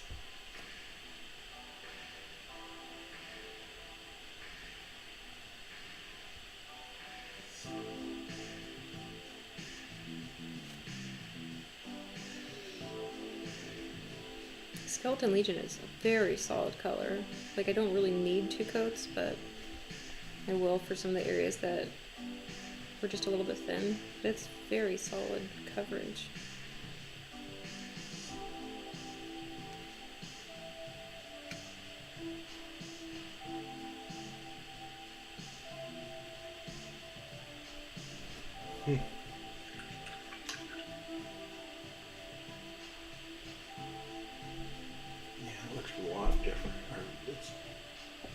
Contrast difference is too much, especially with the Elysium barely even showing up. Yeah. Is that 2 or 3? That's all 3. Yeah, the middle. The middle got lost. Emerald. Yeah. I wonder if that maybe, I mean, if that was one where you started mid-tone and then specifically did the shadows, it'd probably pop, but it's good to know that that's a stronger shadow.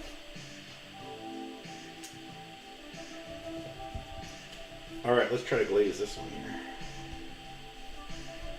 I'm gonna ruin my good highlighting here, but it'll be worth it. Hopefully. Yeah, we're just learning these paints.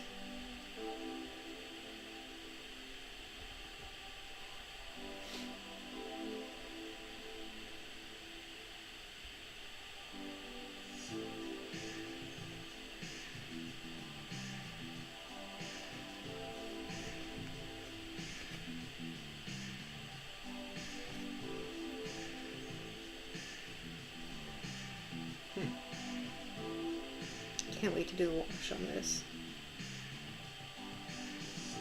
Do you typically do your washes last or like before your highlights? Except for my Old Dominion, I always re-highlight my washes. Because I wanted them to look dirty, so I left the wash on there to keep the dirtiness to them. But I never do that. That's like a very rare occasion that I do something like that. I think when you put the wash on there, to me, that's lazy. It looks terrible. It's also the reason I don't do a lot of dry brushing. Let's let that dry, actually. It's really bad. So here I glazed over it with a mid-tone to try to bring it back together. We'll see how it dries. Let's see how it dries. Because it did help bring them back together. But we'll see.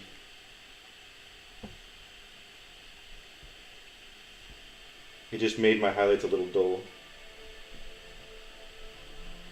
Which sometimes is good. Right. Especially if they turned out brighter than you wanted.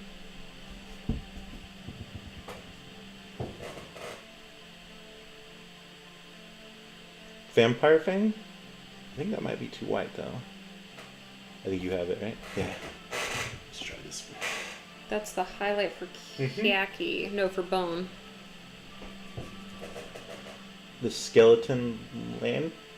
What's it? Skeleton Legion? Oh, Legion. This is Skeleton Legion. Huh. That's really close. That's what I thought it would work. Mine's more yellow and yours is more, because you pulled... The Temple Stone. From the OC, because yours is khaki and then I'm working on bone. I wanted to see how the different triads would work together. Yeah. Because I figured it was similar. Oh, this is stuck. Okay, I know. Let's go. Oh, he's gotta go? Yeah, he's staring at me. Come on, let's go. Come on. Bye.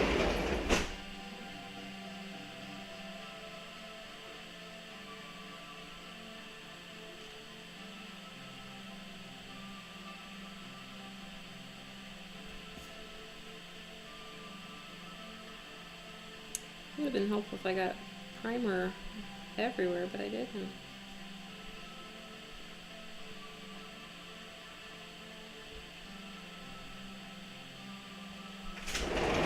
I guess he's just being inquisitive. No.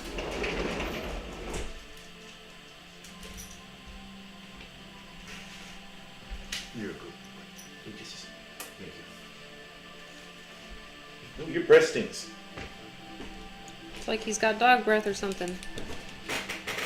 He's been eating too much turkey.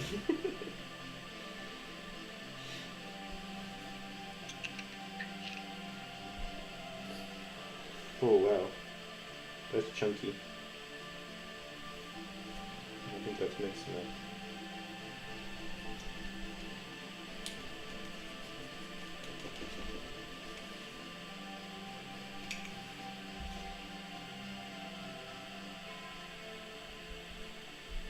That doesn't look good at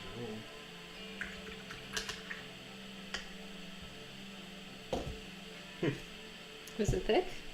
It's like weirdly chunky. Like something went wrong with it. I haven't used that one yet. You're double. Maybe it was just like the top, you know. Ooh. Yeah, it's a little bit better, but it's still pretty grainy. My battery died! Switch.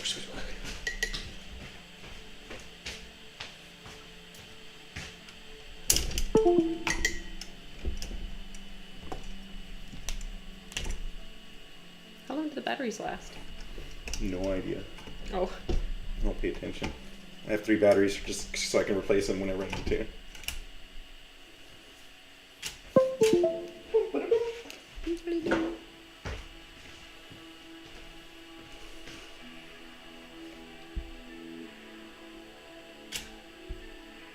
There we go, back on. It'll take it a second for it's upside down, so it's inverted on the TV or on the. It shows you how long the delay is. There it is, back.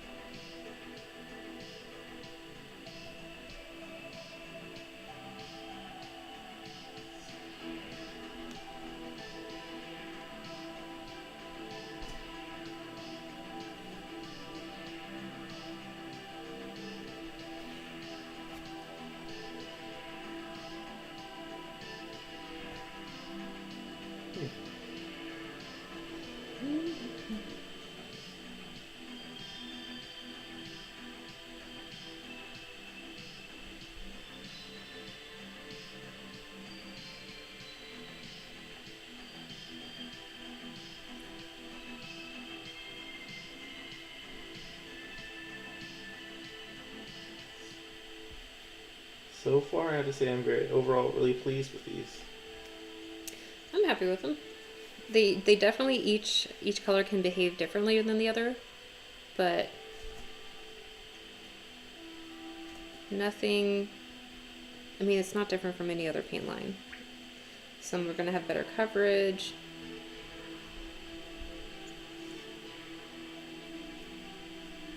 They dry pretty quickly. The neutrals have not been glossy. I'm happy about that.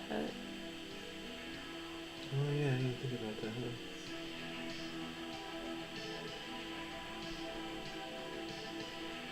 huh? Only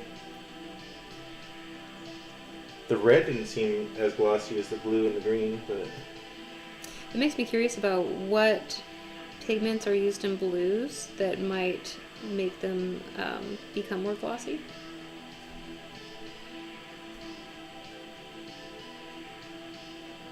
But the color of the blues is freaking intense too.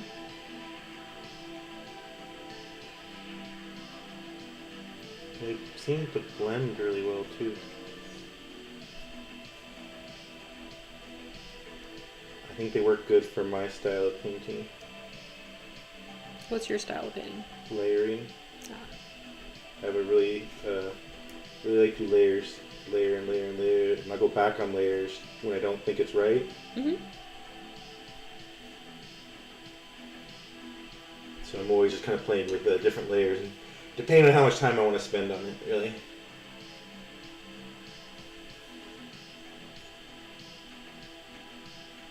There's sometimes on some skin tones that I've done, like, actually on that blooded, I think I did like anywhere from 7 to 10 layers. On the skin? Yep. Was that just like you wanted to get a certain like rosiness on the skin, or like what was the layers? I want the transition to be a certain way. Oh, I see. So from going from, like, if you're just looking at a bicep and you're going from the bottom parts to top parts, I want that transition to be blended, like really a gradient that you can't tell that's there. I don't want to see the layers. Yeah. And so it's a lot of times you have to go back and forth, and if you go a little too bright, you have to darken it back up and kind of go back over it, and then come back with the highlight and kind of go back and forth until you have exactly what you want. I see. That's why I also mix do the 50-50, or at the very minimum. Yeah. When I was doing that skin tone, I would do it was only 3 colors I think I used. So I used the dark shadow flesh, and then I used a little bit of the shadow flesh in with that. Not even, it was like maybe a quarter of the shadow flesh and 3/4 dark shadow flesh. Then I went to like 50-50, and then I went to the quarter, oops, I did this wrong, the quarter the other way. So I was doing 3/4 dark shadow flesh, and then, I just screwed this up, and then a quarter of the shadow, 3/4 shadow flesh, and then 1/4 dark shadow flesh. And then after I had done shadow flesh, I'd gone to something like added a lighter red to it to make it lighter, and then did the same thing with that, or very similar to that. I don't think I did the exact same. I think I did right to a 50-50. That's a lot of layers. But it came out the way I wanted it to. And there you go. So I was happy.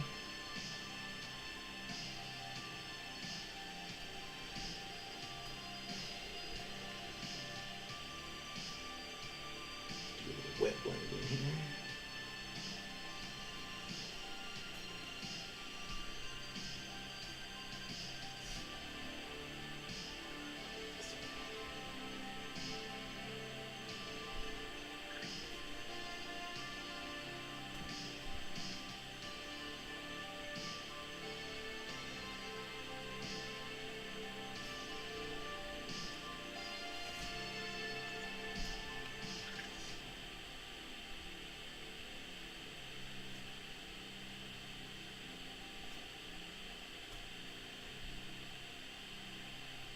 If you're going to LVO, what army are you going to play in the tournament? I don't know if I am now. Okay. Oh, because of possible work.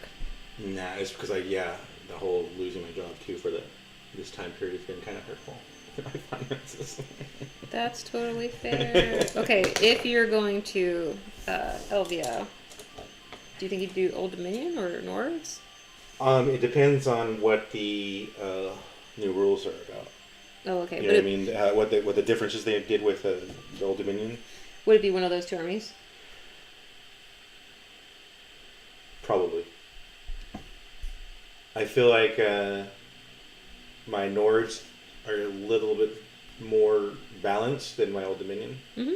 At least for 2,000 points. Wow, that looked pretty good. Look. That's after the glaze dried. Ooh, that looks smooth. I really like that way that looked. That's pretty much like the fact that this is ABC and you did that. You know what I mean? Uh-huh. What do you mean ABC? Like you? It's just the steps. Oh, okay. You know? Triad, maybe a wash with mid-tone, you're good. And a slight glaze of the mid-tone over everything to keep it all consistent looking, blended into a little bit. See, part of me would be like, well, then we have to go back and highlight. Maybe you want to dry brush after it. Maybe you want to darken the shadow in there. And it's like, you don't have to. You can put the brush down. No!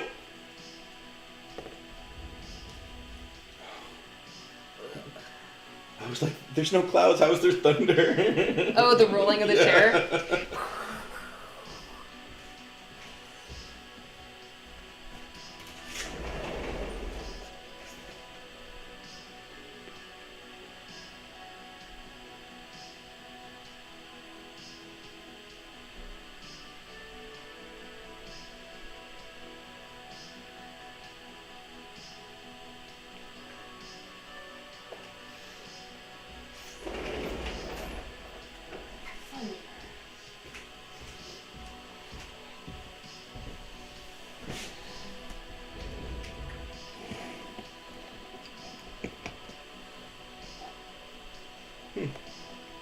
I think that's gonna work good. Nope. I think that's... Alright, what color have I not done here? So I did that. Oh, here's green. Let's do the glaze on that too. Let's see if we can get that toned down a little bit. I like these tones. See, I don't pick warm tones, so I would never pick this. But I don't hate it. I think it's like, it's a sunburned force run drone. With dwarven skin. It totally is. I like it. That, the color all the way to your right, it looks like, This one? no, the one you have, the painted one. Yeah. Yeah. That, it looks like the way you have the, your other primed model, minis are. You know, that has that kind of a brownish tone. Yeah, my adopted ones. Yeah, your adopted ones, yeah. Yeah, it is a warmer brown.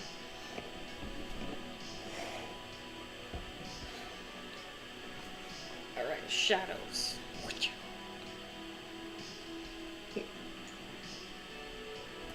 Oh yeah, that helped a lot.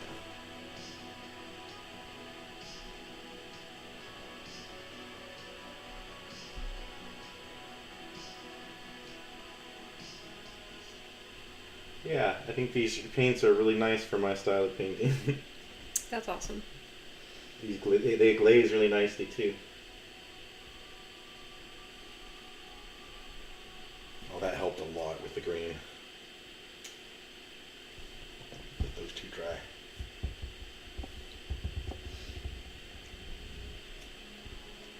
Let's go back to this here. And do 50-50.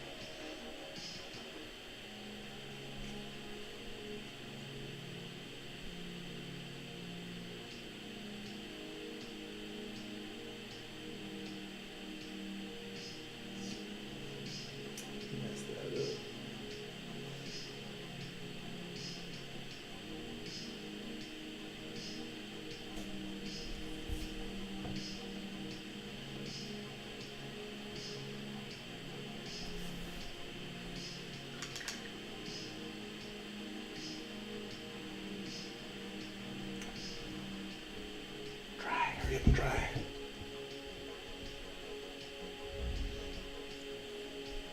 The one thing I hate about painting, waiting for stuff to dry.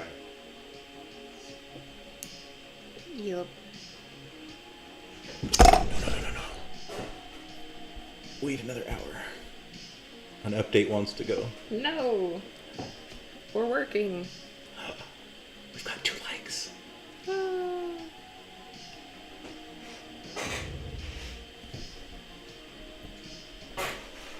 Maybe we should paint. Maybe we should stream regularly. It's probably the only way I'll end up painting. Really? Regularly. It's like, if you're gonna be alone, I'm just gonna watch YouTube Prime videos and draw. It's like, but at the same time, like, if I'm painting, I'll paint 5 days a week for like a month. But as soon as I stop, it's hard to get going again. That's why I try to get in the habit of doing it, even if it's just for 10, 15 minutes, doing something every day. Yeah.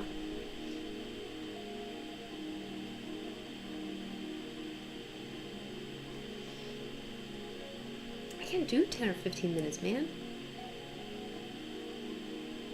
Even just a little bit helps me to stay focused on it. Oh yeah, I love that. Perfect.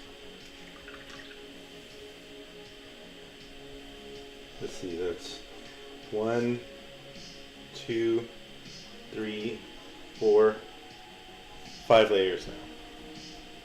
That's you. Well, I'll show you that here. This is the little section I did. Yeah, I can see the gradient. And I like that blending of going from the different areas, and then it really helps with, I don't know, I think it looks better for shadowing and like highlights and stuff like that. I think it looks wonderful like that. It does. It reads well. Which is why I like painting that way. There we go. Oh yeah, that looks good right there too. Look at that. So here, so for you audience here, this is the only panel that I did. I was just focusing on that one panel to see how the colors blended, or how I could do a couple different layers. That's 5 layers on there at least.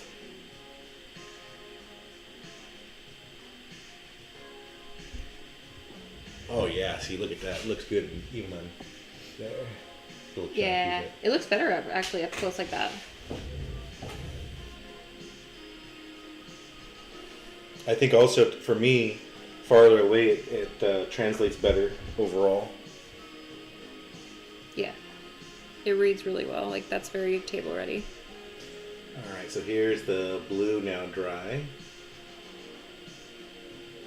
This little ribbon here, or this little strip on the shield, is glazed, but this is not here in the back.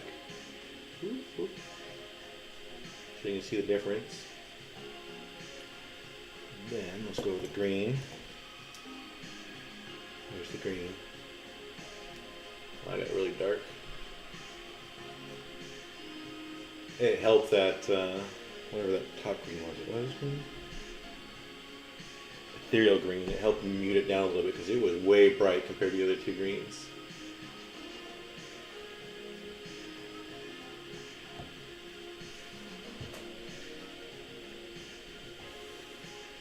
A rust orange. Let's see how that looks. Oh, let's try that right here.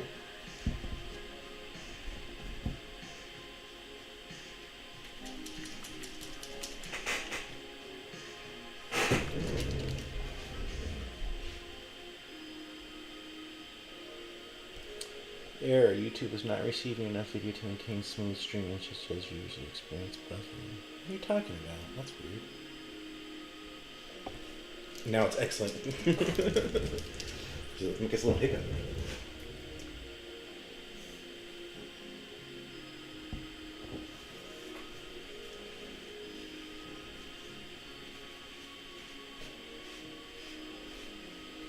The other thing I like about this AK is that you can wipe up colors really easily.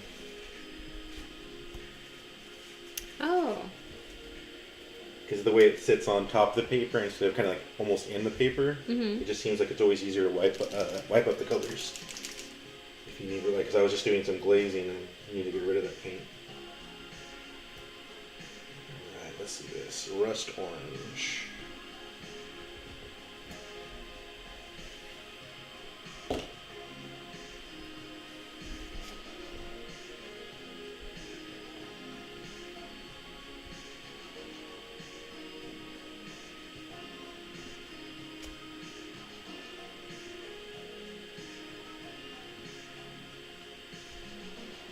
This music is giving me like the 80s movie vibe. Mm. Sounds like some kind of summer mall. Oh, that's the back of your... Oh, the remote.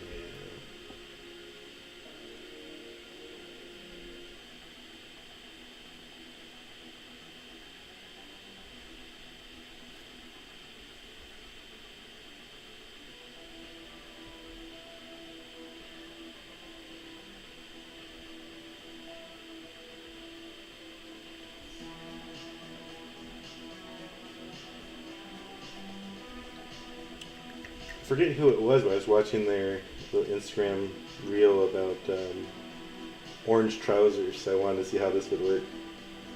Oh, orange trousers? Painting orange trousers, yeah.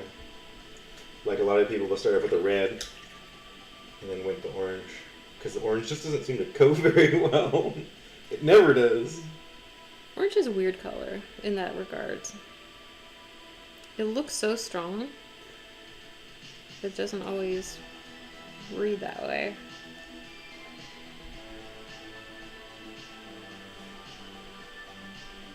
I like how some people will say, the one thing that these painters don't show you is like actually how many layers they actually put on to get the final like solid color. I'm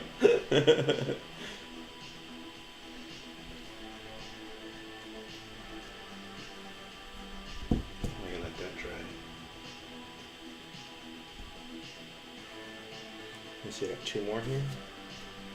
What other colors are there here? Oh, we haven't done a purple. I stole half the purples. Did you? Yeah. What are these ones There's here? 2 lines of purple. I already took this one. Death Black. What's this here? Yeah? Cold Corpse Blue. Hey, I think it's pretty explanatory. Scorched. There was another purple in here? There's, Or do you have both of there's them? this one, like that line. Do you want one of these? No, I don't care. I I just have one want of to try these. something different. It's this. That's leather. Oh, that's too dark. Oh, here. It's one of these. Burgundy. Here's... I just want to try the burgundy, I think, and then the glistening. This is Sword Hill, and then I'll Yeah. give you Sorcerer. Burgundy. So you have those two. Let's try this one here. Focus. There we go.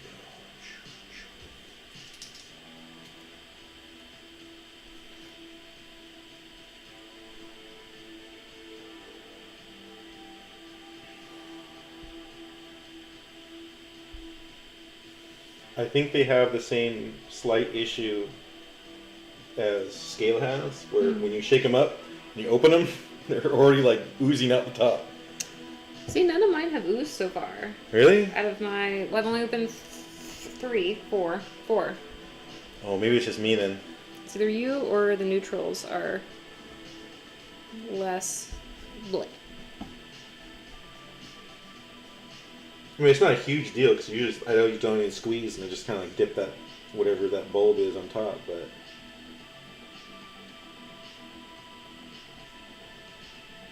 if the lid's not on super tight, you're gonna have a mess. What's the other brand you say do that? Scale. Scale. I don't know why, but they also have a problem with their the medium that gets stuck in the nozzle. So a lot of Yeah. times you get the medium and the no pigments, and then comes like even if you mixed it, it still has that medium that's sitting at the top. And it gets stuck in the nozzle. So a lot of times with the scale, I have to just I actually use the tip and kind of swirl it around and mix it a little bit before I even finish pouring it all out. Oh, that's an interesting color. That's burgundy? Yeah, it is. Yeah.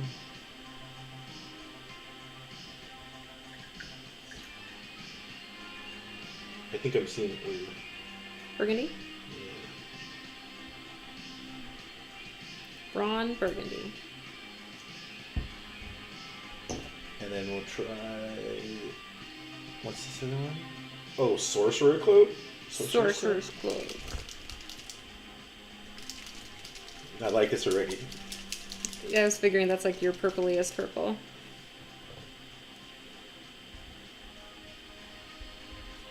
I don't know why I like purple so much, because I didn't even see him. I feel like I don't see him correctly all the time. But I always like using purple. I find myself using purple more often than I expect myself to. That's a cute color now. It's a what? It's a cute color. Oh. Like, as soon as I took them, I knew you were going to want those.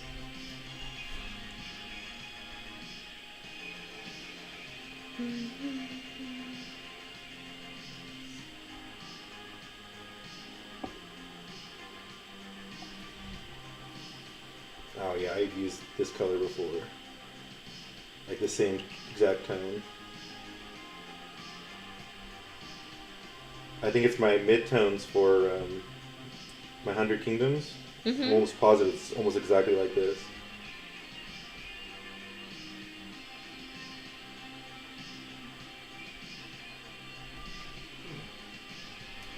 Now I want to go grab one. I want to see how close it is.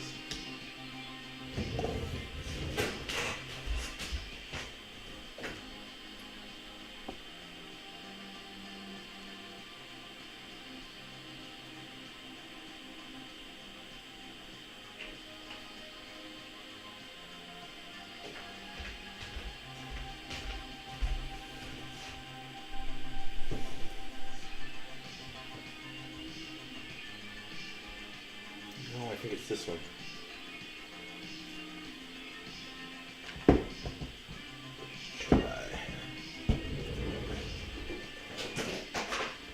I've got more!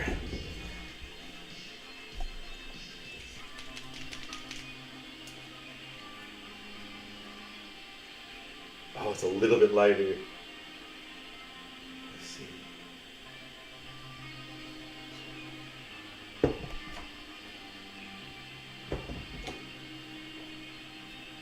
Let's see what this one looks like too.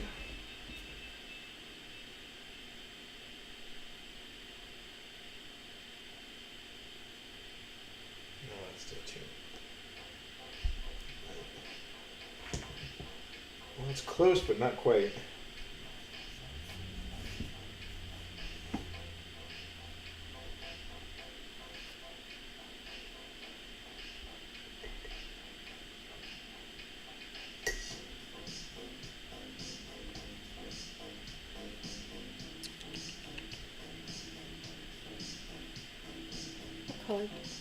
What am I? Okay, hold on. What am I missing? Skeleton. Dragon Fang. So here's midtone and shadows. Oh, nice. Isn't that nice? It does work nice, huh? Yeah. Like just a little bit, and then to do a second layer or a wash over. Yeah, it helps bring it together a little bit. It looked so dark when I painted the shadows on, but... Oh, did I do a dumb? I did do a dumb. I used my bone shadow on my ivory. Oh. I'm so silly, but it actually looks good. Man, I ruined my own experiment. Oh, no, I didn't. That's Ivory and Griffin. No, I didn't. It's these two. Okay, that looks more like it. I was like, Yeah. wow, the one of them turned out kind of light. No, I didn't mix them up.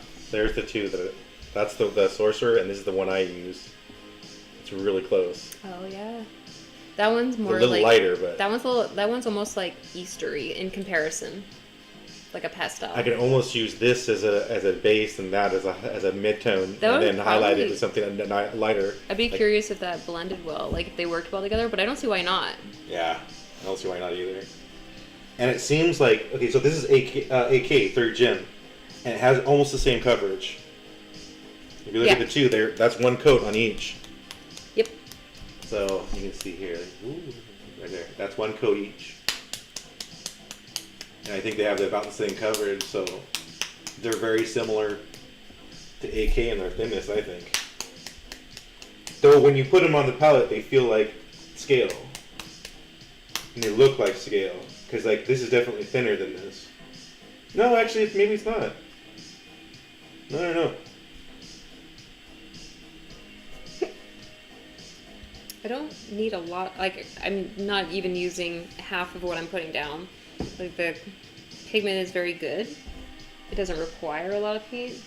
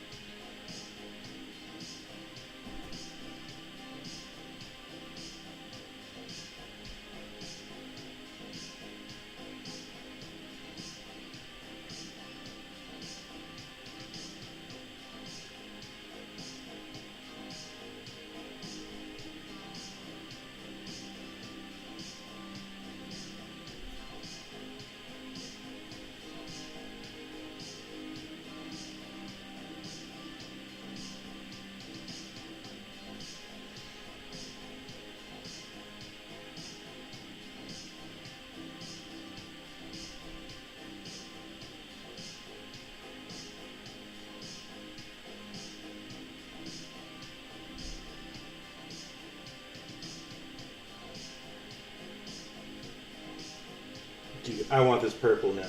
The sorcerer's purple. Oh, yeah. Or sorcerer's cloak. Sorcerer's Cloak. That looks great.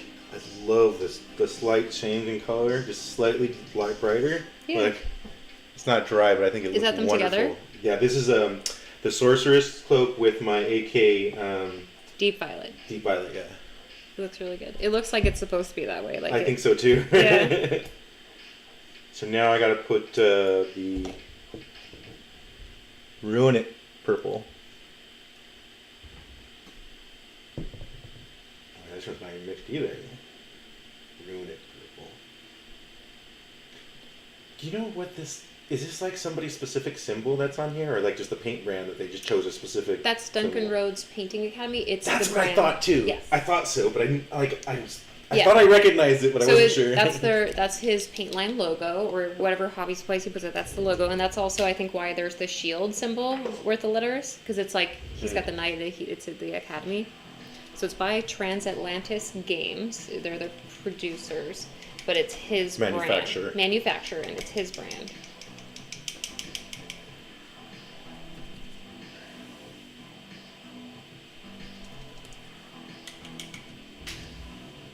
Let's keep this one on here.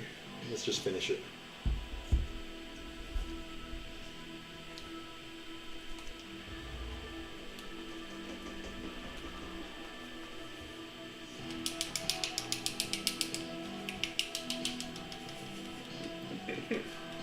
It was funny. I can understand why people get the paint shakers. I'll never buy one, but I can absolutely understand why people would get a paint shaker. I want one. If you got a hand drill. No, I'm not gonna do that. Okay. I want one.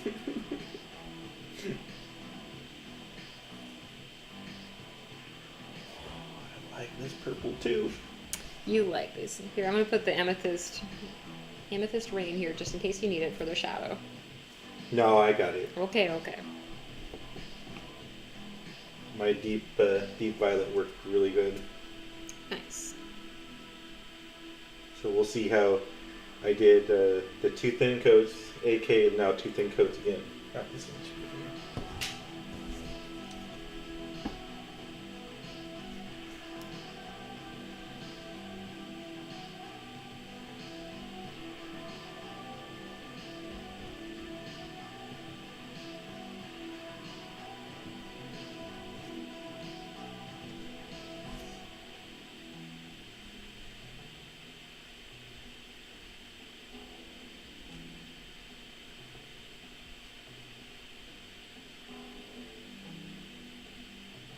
Had too much caffeine today. You did? Yeah, I'm a little shaky. Oh, well, I guess you did have food. So I just had a lot of caffeine. I'm sorry I brought coffee. No, I asked. I will, Or, I mean, next time I'll get you decaf. No way. I won't tell you. it usually doesn't actually bother me unless I have a lot. Yeah. No, there is such a thing as too much.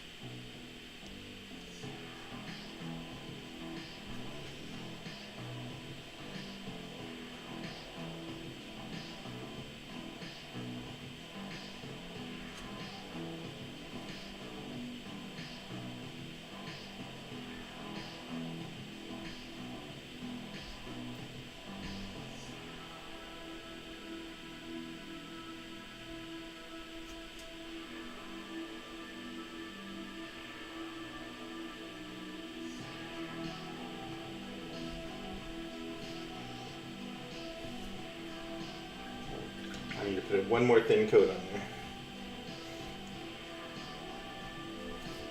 Alright, let's switch and go to this other one here. Oh, I did break another one. They're all Marcos, right? They were, yeah. I still think I'm gonna give some of them back to him. I hope he wants to play sooner or later, and then we'll. You'll be like, here's your army bat. Yeah. It's painted now. That'll be $50. Well, how many did he have? A ton. Oh man. I mean, he had like 50 drones. And he did build some. Yeah. He had 3 abominations. Do you have those all? Do you need them all? Some of them are being converted into hashtag abominabombs. Okay, and I got one anyway. The exchange. Exchange we did. I think I thought I had more, but I might only have that one left.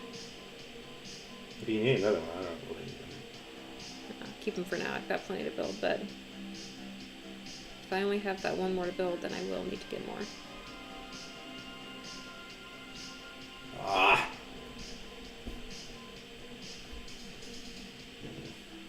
Let's just cover it. How I wanted it.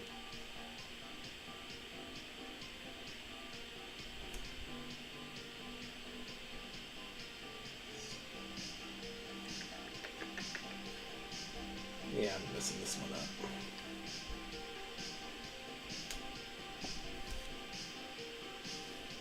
Poo-poo. Let's go back to this one.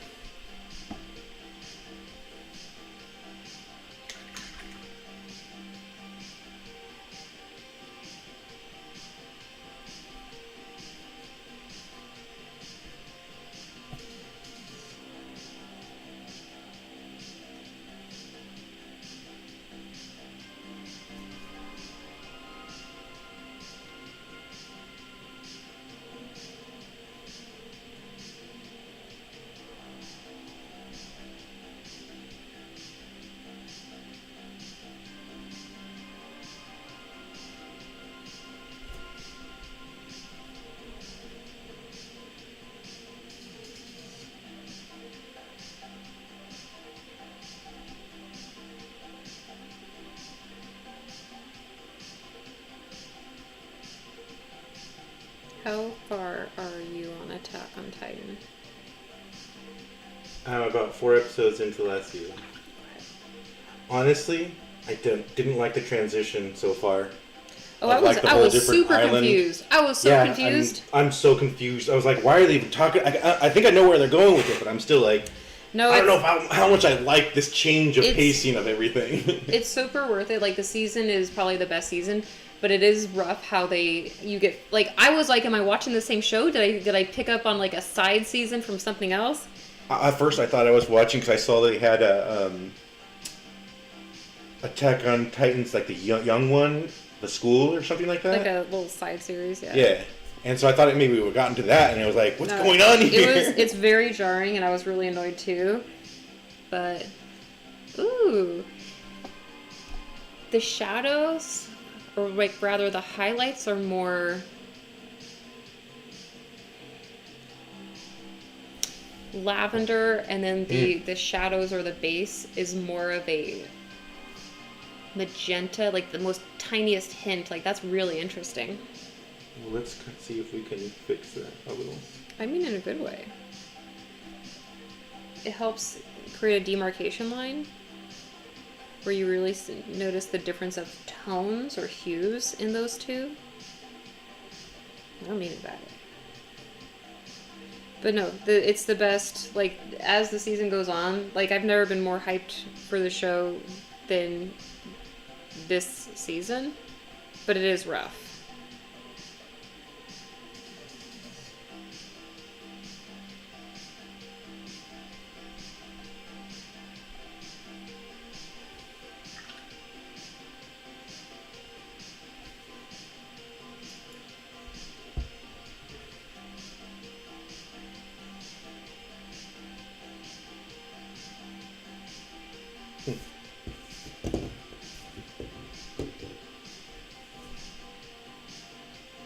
So how does this one look comparatively? Honestly, the separation of the highlights and the base, or the highlights and the shadows, almost looks... It's a bigger difference.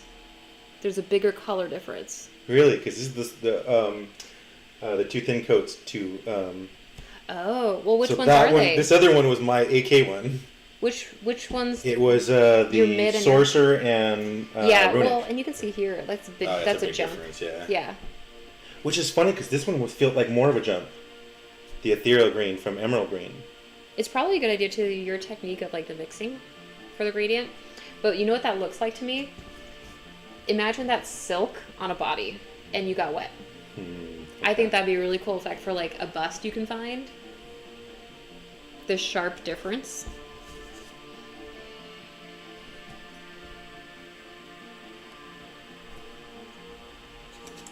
Oh, this is the burgundy. I was like, how did my highlights go away? Oh my goodness. Without looking at the two next to each other, I don't see the difference. Uh-huh.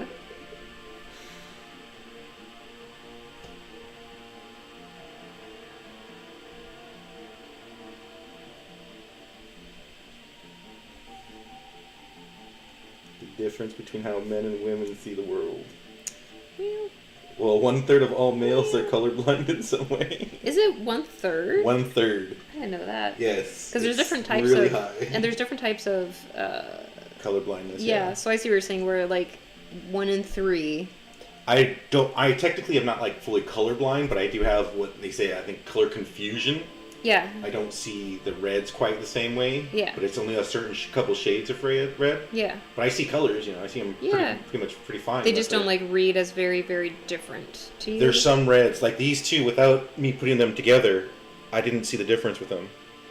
Whereas like I can give you an opinion on every single... Oh yeah. That like, unless I put them up together, like that was my red. I thought that was the red I just highlighted, and then I realized when I looked at the other one, I'm like, oh no, that's a different color. I wonder what the percentage of like, I want to see the statistics on Q's and Hues, that board game that's all about colors. Yeah. Like, who buys it? Is it just ladies that buy it? I would absolutely like that game. I like how it's like, it shows you, you pick a color, like it has the whole chart in front of you, and then you're supposed to get your partner to guess a certain color. So like if there's 40 yellows, you might be like SpongeBob, and like you're trying to get them to pick the yellow that matches that description the best. Okay, so Ivory has a very distinct shadow. Bone's shadow, unless I mixed up color, the bone shadow it's like you can see in the cracks I did the shadows, but it's really not strong. No, that's like the two greens. Yeah. The base and the mid for the green, the wyvern for emerald. Yeah, they're really close. Yeah. Just like I feel like these two here too. These two are really close. Yeah.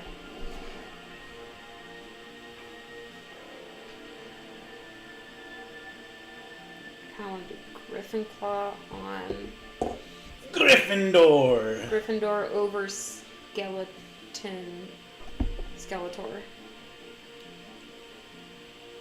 How does that look now? Good. That's my AK one. The one you said it was a little bit different in the color tone. So I glazed the mid-tone back onto there. You know what? No, I glazed the dark tone over everything. So whatever the bulk of it is, like the middle sections, not the highlights, but like it almost has, it looks like it's if I was to describe the texture of the colors, the highlights are smooth, and then the base color is velvet. Like it has almost a sheen to it. That's what I'm trying to describe, is that they look like different textures. Which looks cool when you're making using different colors to create depth. Kind of like how if you painted a mini with a matte and you painted it also with Turbo Dork in different sections, you would have like very distinct demarcation lines. So far, I think the best triad that I used was that red. This looks so beautiful right here. I think it looks amazingly good. It does. It's this perfect. Is just like, it's perfect. That's great. It's like the colors you kind of want to have, I feel like. And it's a really nice bloody red, which I appreciate. I still think it's funny that the bright one's the demon. Happy Demon Red. Yeah, that looks so good. It looks good at any distance. Oh I gotta put it over there, huh? In the corner. Ooh. Oh, like took up part of the screen. Come on. There you go. Yeah. That reads so well from like any distance too. Yeah, it does. So then here's the green again after I had focus on after I had going the wrong way. Which way? Wait. Oh, there you go. It's got a delay. I see red on Yeah, the thing. it's got like a few second delay. But there's the green now that it's finished. Then we'll go to the blue. Oh, the green looks good. There's the blue. I still think the highlight of the blue is too strong. It's really bright. And then I'll go back to the It purple looks like here. velvet. It looks cool. Now this is not all too thin coats. This is too thin coats and AK. It is very bright. They're both good blues. Here's just the two tones of the too thin coats. I only did the mid and the highlight in that one. Alright, let's go back to burgundy. While I let this orange dry. Ron Burgundy. So what's the highlight for the burgundy? Which one was Glistening gums? Which one was your burgundy? It's a sword hilt burgundy. Oh. So it'd be glistening gum. Which sounds funny. I'm into it. Okay. Glistening gums.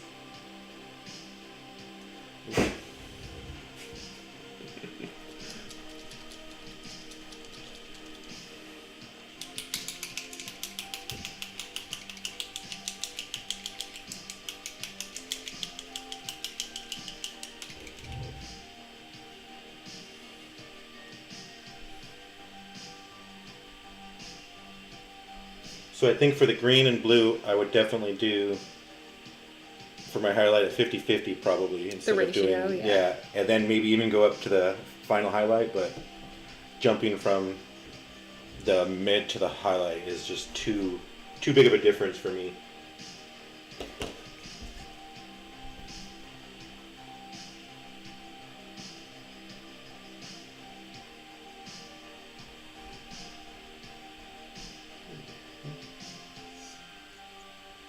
That's subtle.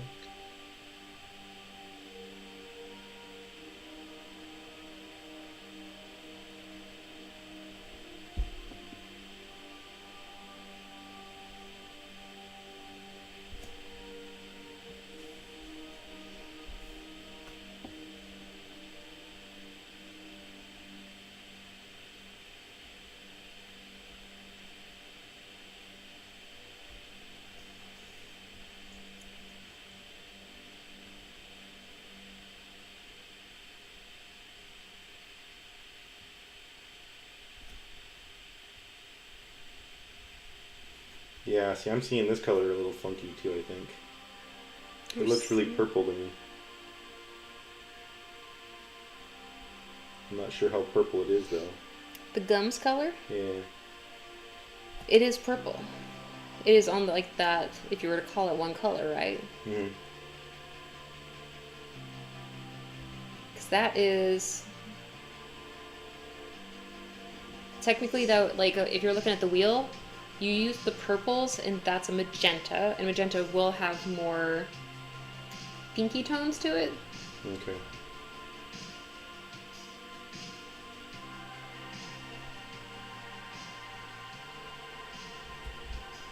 So you're not wrong.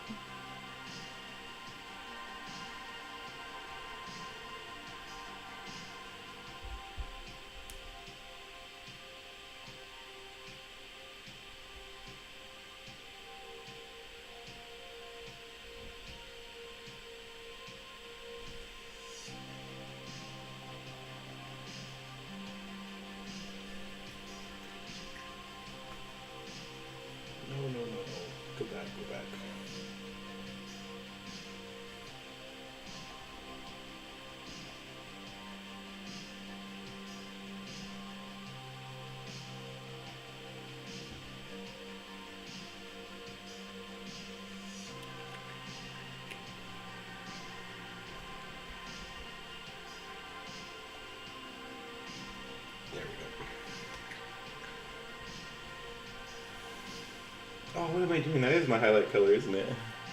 Yeah. I used it as a mid-tone. Well, Now I need something brighter. I don't know. Runic purple. I'll mix 50-50.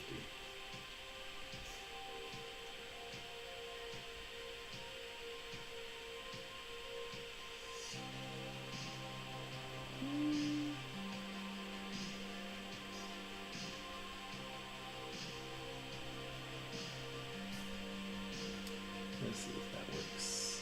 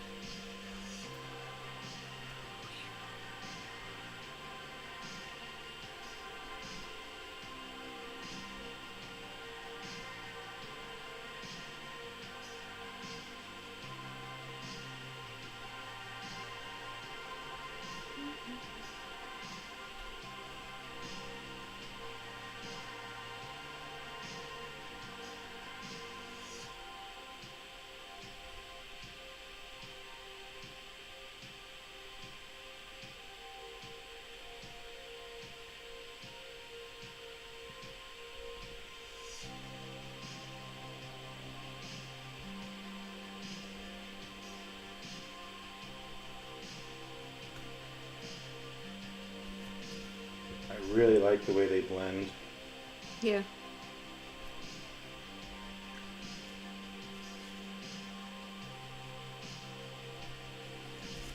They're very well-behaved paints.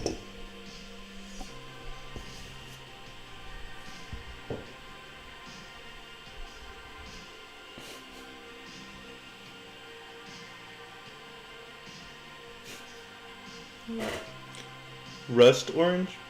Fantastic orange. Orange flame. No, it's fanatic. Oh, is it? Nope, it's fanatic. Fanatic. It's fanatic. It's just that they used orange in all of the Wait. color names. It'd be great if it was fantastic. It's hard for me to read at that angle. Fair.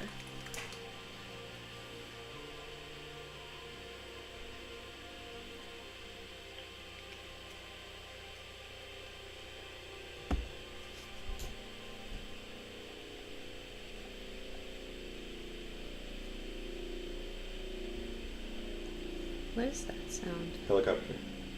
It sounds weird. It sounds like a drone. Oh no, it sounds like a helicopter. They go to the hospital up there. I didn't hear him much where I live down the street. I guess you're closer to the hospital, huh? Yeah, it's only like 2 blocks up.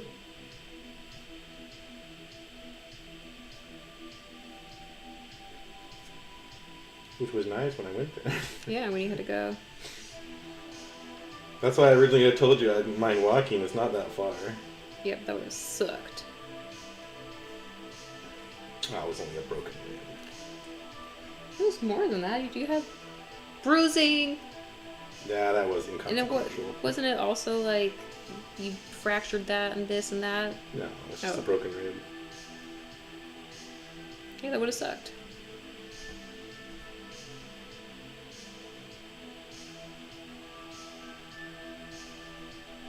I have a high tolerance for pain. I've been through a lot of injuries. Not a lot of broken bones, but a lot of injuries in general.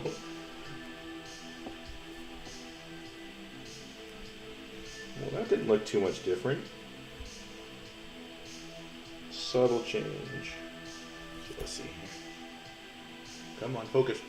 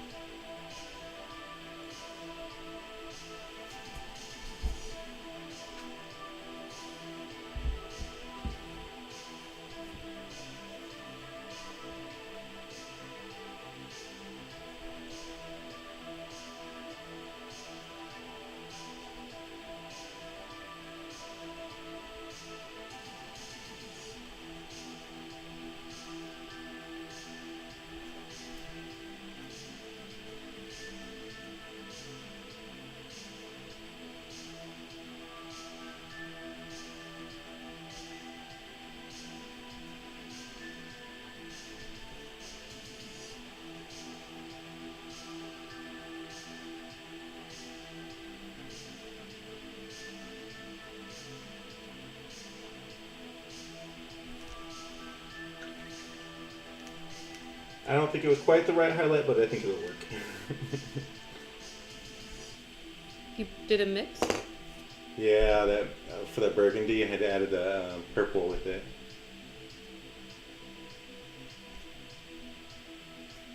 Here. I mean, it's highlighted. But, Yeah. but it is like a different tone. Yeah. How did I get... I have like a sliver of tinsel on my mini. And it's in the crack. It's like literally a piece of tinsel, I guess, from decorating earlier. It's in a crack. It's been stuck in your hand or Oh my something God. that long. Fell out of my hair at some point, probably. Cool.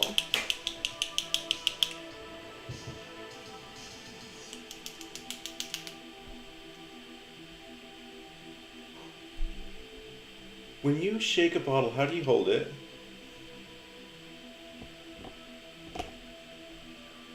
Well, I do different things. Like, this is me trying to get the ball. And then otherwise I do this. And this. Maybe that's the reason that it ends up coming out the top for me. Oh, because I go... I shake it like this. Oh! Because the whole point of like mixing it is like you want the air pocket where the medium is, where like the stuff is, you know, settling, and that helps it like break loose. Yeah. So I almost always shake all my paints upside down. Ah. I never even paid attention to that till just now. Which makes sense why it would, you know, do that. Yeah. But that's, you know, I use tester's paint, so like it settles super fast, and so I always shook them like that. That's funny. Yep, and see it's like a little bulb at the top because I do that. I like the idea that there are people out there, and it's nothing against you, Q, that like shake their paints and that are like angry emailing like, your paints always explode on me. And it's like, how do you shake them, sir? Let us guide you to our instructional video on paint shaking. Here's how you shake a bottle properly. Hold bottle upright. I never thought about that. Yeah, here I'm complaining about something that's totally my fault. You can complain about whatever you want, but you know, maybe you're to blame as well.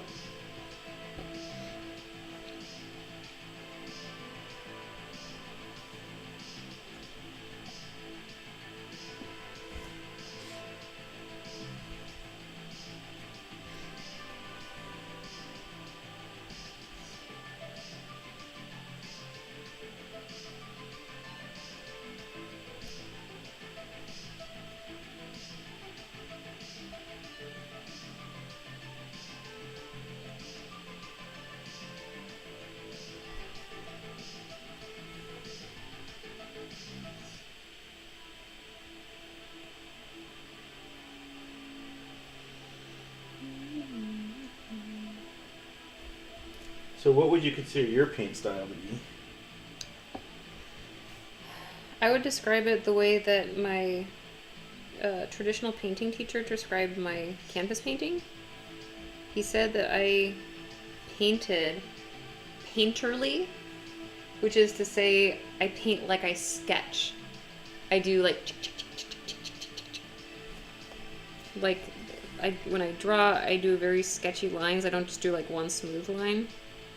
And apparently that's painterly. Like as in a painter? Oh, I don't know, man. I don't think so, because like when I watch people actually professionally painting like minis or canvas, they hold their brush long. You know what I mean? Where they paint like this. I hate that. I get in there. I feel like I don't have control that far away. I agree with you. The only time I've painted like that when I was trying to do the Japanese style. Oh yeah. And that does, but the difference between that is you're not using your wrist. So when you have it like that, you're actually you're keeping your whole wrist straight, which is a big difference between, you know, I feel like regular painting when you're, you know, I'm using my wrist a lot. Yeah. Okay, so I do like this orange. The It's subtle, but it's good. Orange. Oh, that's a pretty. You got like an ombre going on. It's darker at the ends. Did you do 2 oranges? I used all 3. I used their triad. Yeah. So I started from the rust, and I just finished with the orange flame, which the mid-tone, it didn't do a lot, but I think now that I'm looking at it, it did do more than I thought. I wonder if I mixed up my bones, because there's like, you can't even see the shadows. Because like the other, this is more of the... What else did I do? Oh, that's the fleshy flesh. So that's the flesh tones. So medium in shadows. And you can definitely see the shadows. Mm-hmm. So I might have mixed up. I don't know if I did, though. Either I mixed these up, or Dragonfang is very similar to Skeleton Legion. I think they're just super similar is the thing. One looks warmer. Like, you know what I mean? Oh, whoa. Yeah. No. Oh. Wow, those look almost like I can see the shadows and the cracks that I painted, but it just feels slightly lighter, like yeah, ever so slightly. No, I can see them on the back too. It is a very, very subtle.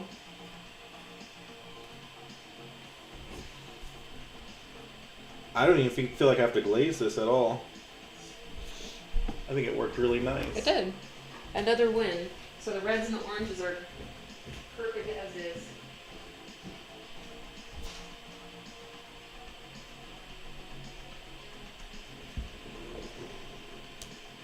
I don't mind the purples either. That's not the right one. This is the one, right? Yeah, this is the two-tone. Purple looks good. But I still have to say, this red is the best. Look at this. Oh my goodness, that turned out so beautifully. I still think that's great.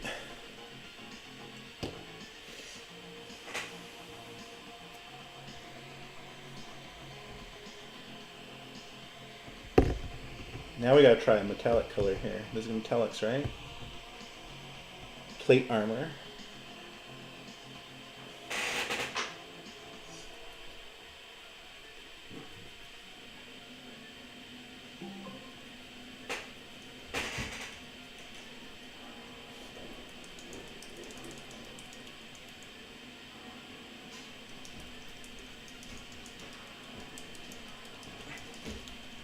Did you use all your extra turkey for the Locust? Yeah. Is that a right? I've been eating turkey since Thursday. But yeah, I always, I'll shred up the rest of it, and then I just did that this morning.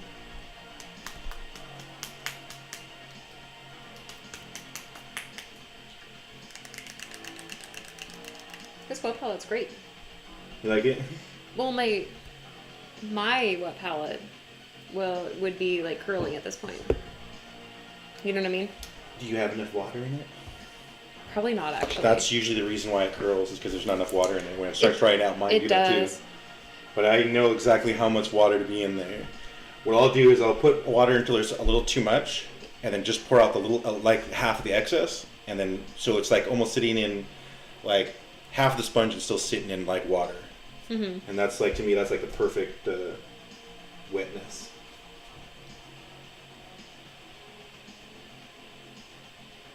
I want to do this right over the white. Let's see how it looks. Actually, that looks pretty good.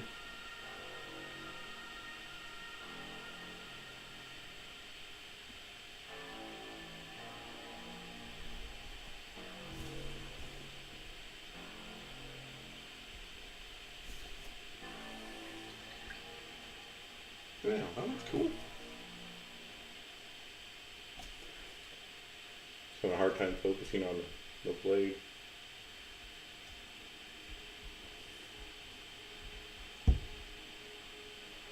Let's try the other one. Is there another one here? No, that's the sandstone. Let's try the mithril. Mithril blade. Mithril. I'm guessing that's brighter. Usually mithril's a silverish looking compared to... That's the highlight for their silver. Yeah. So the plate... I just did the plate armor. Where's the other one then? It should be right next to it. It should be on the other Oh, no, it is right here, yeah. I think I skipped over it and went right to the sandstone. Mm. Yeah, this is definitely brighter.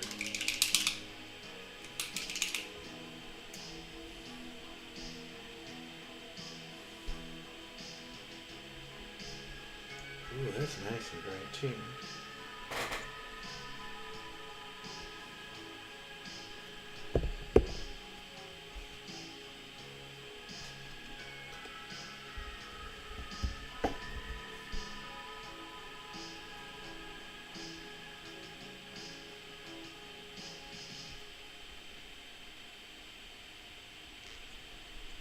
Metallics are coating nice and well.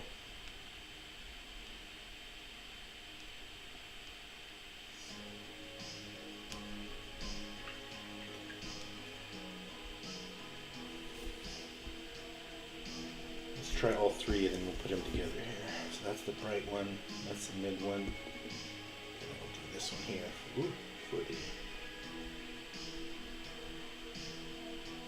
shadow. Yeah, Surcoat. Mm-hmm. Surcoat. Isn't that like basically their family coat? I don't know. The color has a title.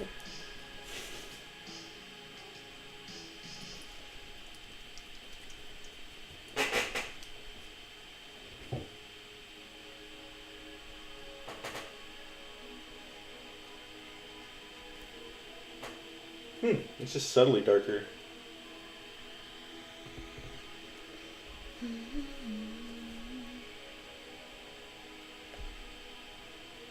Well, this looks a lot like Ruin Fang.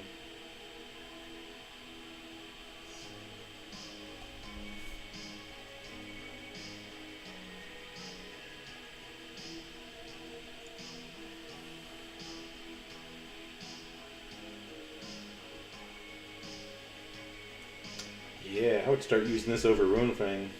Just because it's in a dropper bottle. I don't like the pods because they dry out, you know? Yeah. And then you spill them. Even though I've only done that ever once, and that was only when I was teaching people and told them, be careful and not spill. And I spilled it.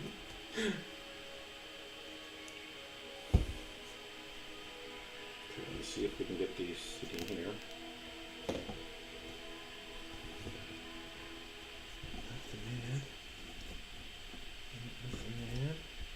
And that's right, yeah. Ooh, yeah. Let's see if we can focus in on those three. So that's the shadow, and this is the mithril highlight. You want to see? Oh. That looks like a good transition, the three colors. What I would do, is, what I'm going to do here in a minute, is I'll use the mithril, I'll use the, what is that, the Surcoat? Mm-hmm. And then I'll highlight the edge highlight with the mithril just to make them shine, you know, like as at the edge of the blades. Which is how I like to two-tone my anything that I use like actual metallic colors for. Yeah.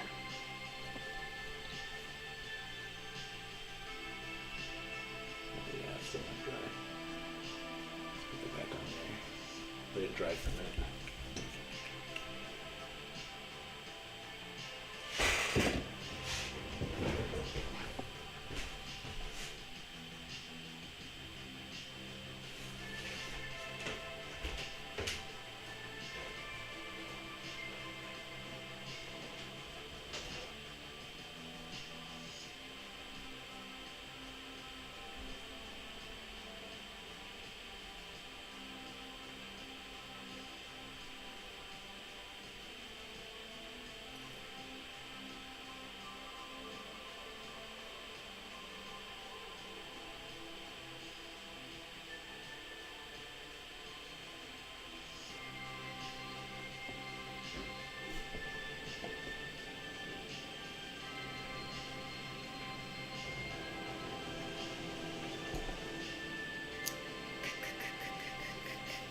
Vampire Fang.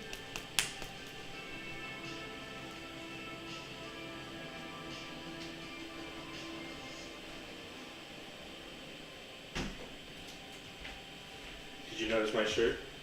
Yes.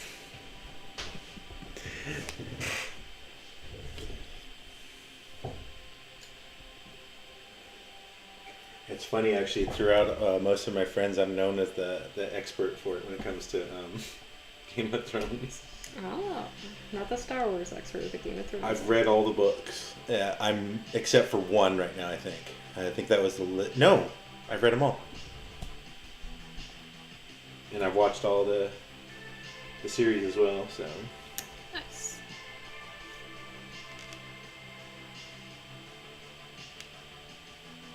I fell in love with this story in the first book when he kills the main, what you think is the main character. Yeah. And I was like, what? It's a good move. Kind of like what they did with Scream. With what? Scream, Oh yeah. which at the time was so novel.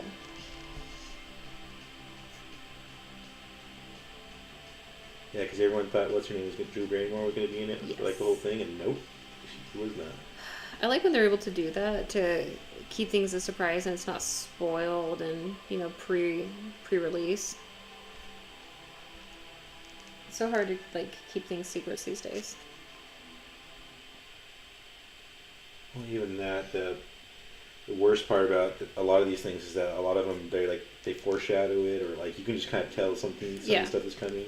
Yeah, that's like when we went and saw that movie.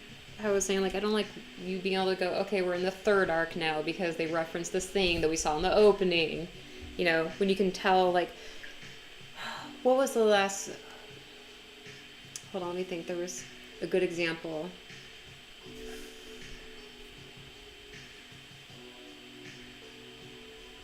I can tell, but I don't know if you guys can tell.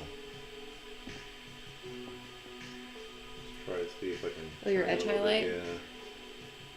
It's hard to tell. It is. You can barely tell it's there. You can see in the light where it looks lighter in the light than the rest. You just have to have it hit the right light, though. Yeah. I don't remember if it was a video game or a movie, but I watched something recently, and there was a moment where one character says, thanks, I really appreciate you doing this for me, I just want to let you know, I really appreciate that, and then the person that they think died. But I'm as soon as they said that, I'm why would you say that? Why would out of nowhere you just say, I really appreciate you doing this for me, man, I just want you to know I really appreciate you. And then that was the last time they ever spoke to that person. But that kind of foreshadowing or setup where I'm it wasn't a surprise that they died because the character specifically thanked them right before. That's like a Game of Thrones. So at the very beginning, in the first couple chapters, and even the first episode, Eddard, who dies in the first season, who you think is one of the main characters, yeah, he tells his son, John, yeah, that he would tell him about his mother yeah, the next time he sees him. Yes. And I'm he's never going to see him again. Yeah. When I was reading the book, that's the first thing I thought. When he said that line, I'm he's not coming back. Yeah. When I return, we'll have the big talk. Yeah, you can't write that way anymore, man. Because then it's just too clear.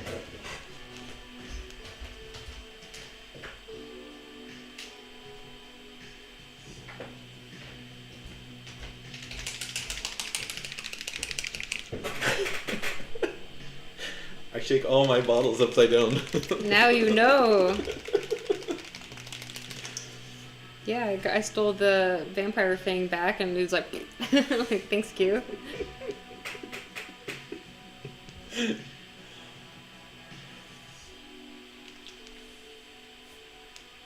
They even do it in the paint stores. Half the time they turn it upside down when they put it in the shaker. I don't know what you're talking about. I've never done that.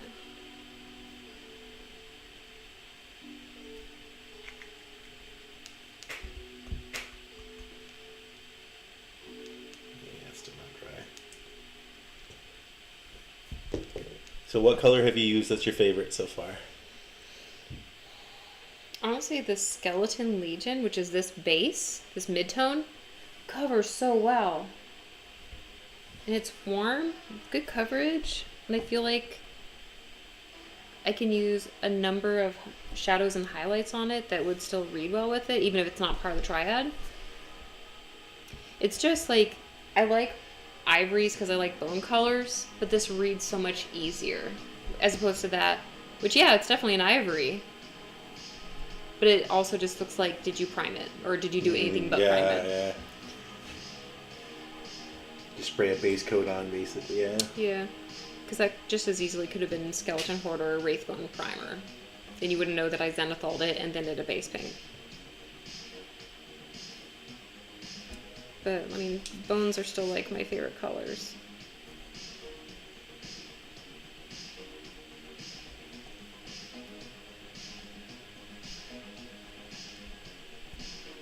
Alright. Let's do what I normally do and see how it works.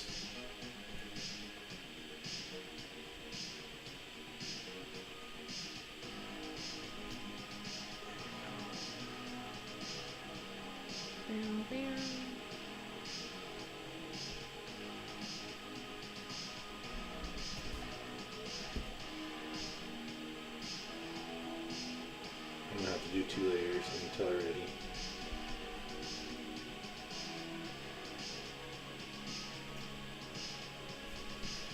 Yep.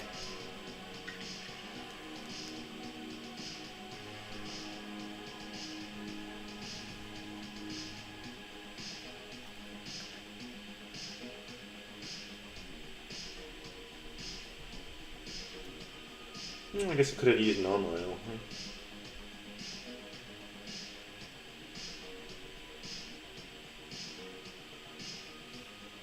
You know, it's funny. I learned how to make washes before I ever used non-oil.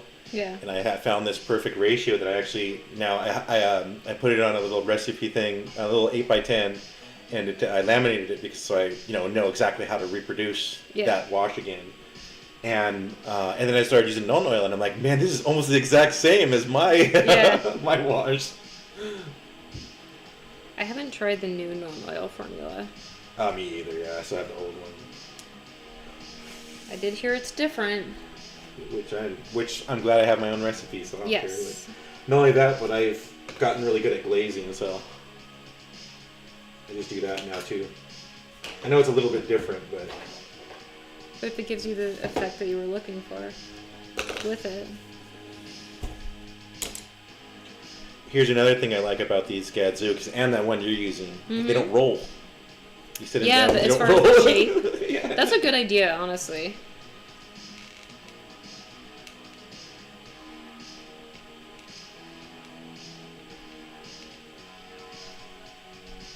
It's still wet. Well, I guess I'm just putting that coat on there. It should be fine. There we go. That's good.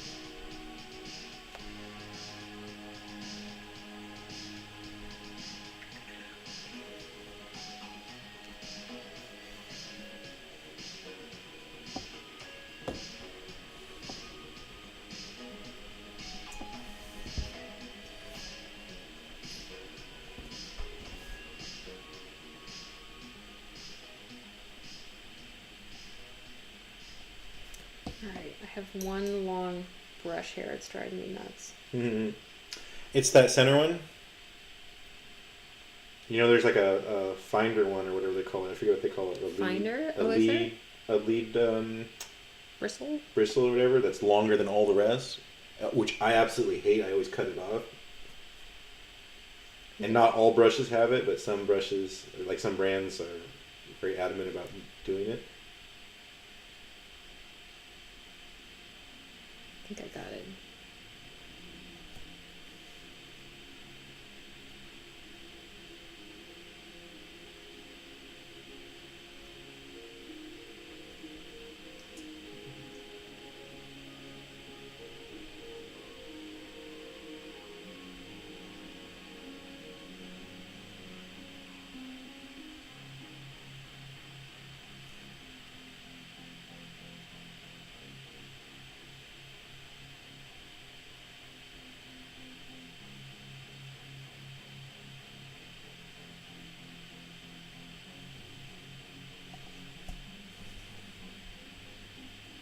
I really do like that wash on there.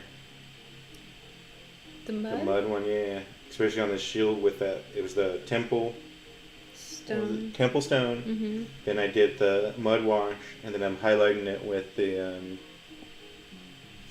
a mixture of, I think, the Templestone and vampire thing. Hmm. It's giving me the exact kind of colors I'm looking for. That's awesome.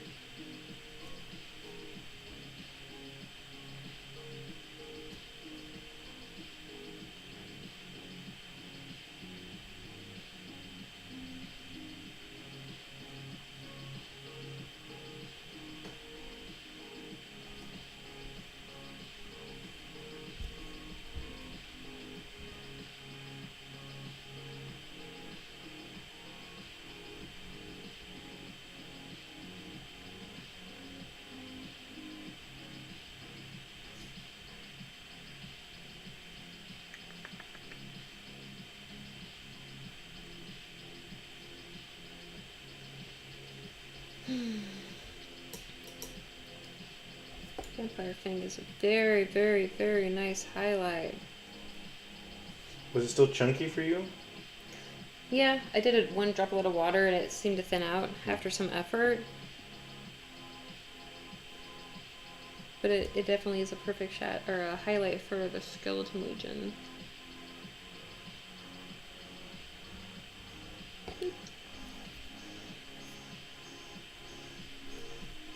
I think it's good for this too. That's looking nice. You got all kinds of levels that you can really see. The shield's really popping. It looks multi-level. This is why I think these paints would work really good for my, like I said, my style of painting, where it's just like layers, and it's thin enough, like 8K, where I can just kind of keep blending the colors I want with thin coats. Awesome. Let that dry. Let's go back to. Let's see, I think this is dry now. All right, let's see if this will work better now.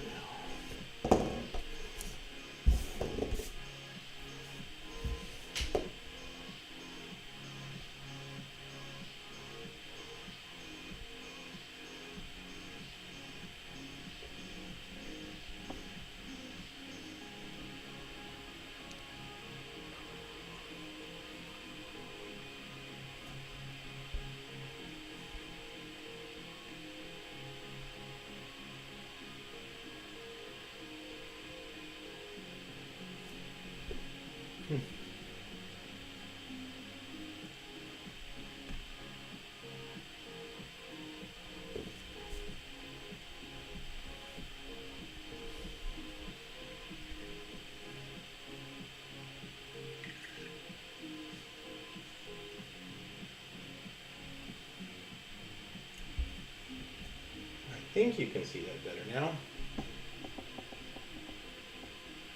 So I edge highlighted this side, but I did not do this side. Where is it? Come on, you can do it. There you go. Oh.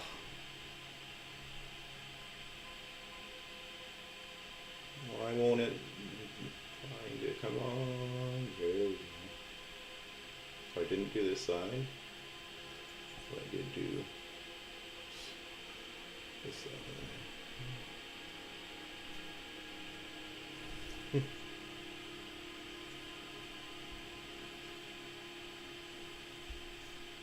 Let's try this a little bit.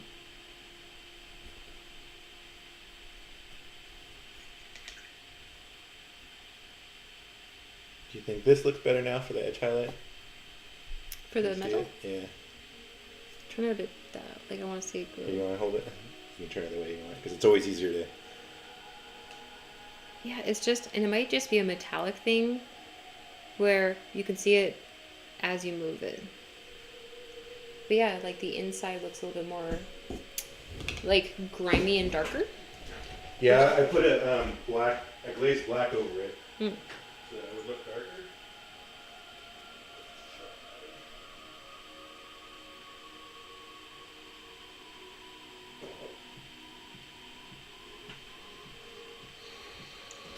Pretty sure this will make it pop more. What you got? My secret. making metallic edge highlighting. It's scale speed metal.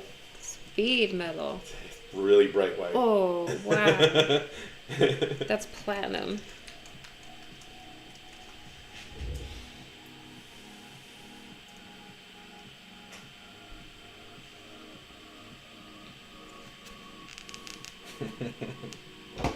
That's why I like to use it for edge highlighting for metallics. It's really, really bright.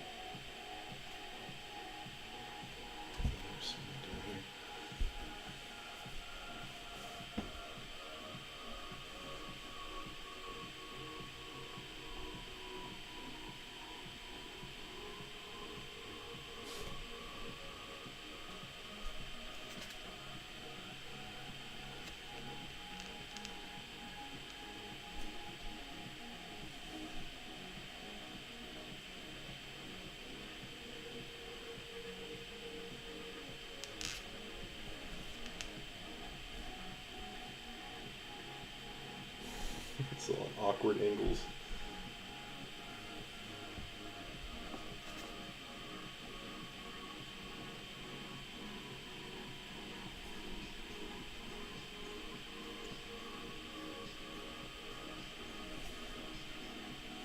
I think that showed up a little bit better.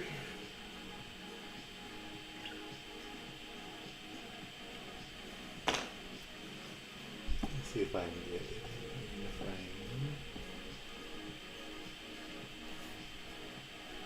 Whoops, there we go. Oh man, I am having so much trouble trying to keep this in frame. There you go.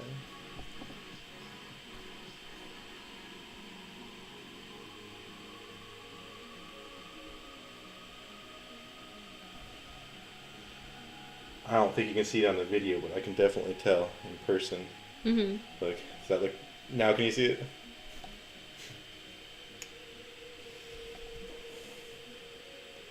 So bright. Yeah. That's why I think it works really well when Yeah. you're doing edge highlight on metallics, because it sparkles just like the rest of the metallic. That's the brightest silver I've ever seen. I don't know why they call it speed metal, but Because it looks like it's going fast. It's just a Does blur. it? I mean, it looks like shoo. It's like the speed line behind a racing car. this is my second one Yeah. because the first one I put a steel bearing in it Oh no. and it rusted it. And this is the one color you can't like let that rust show up because it just ruins the whole thing. How long did it take for it to rust? I was stupid. It only took like a week or something. Whoa. I thought I had real stainless steel and it was not. Oh, It definitely was not real stainless steel. that sucks.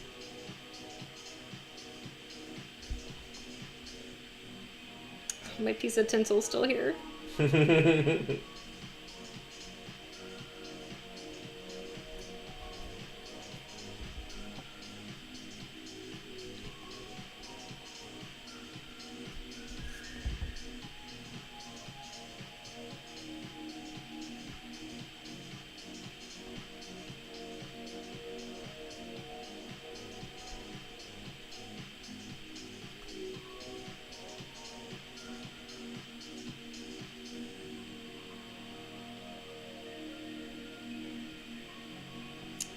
Gosh, it's so pretty.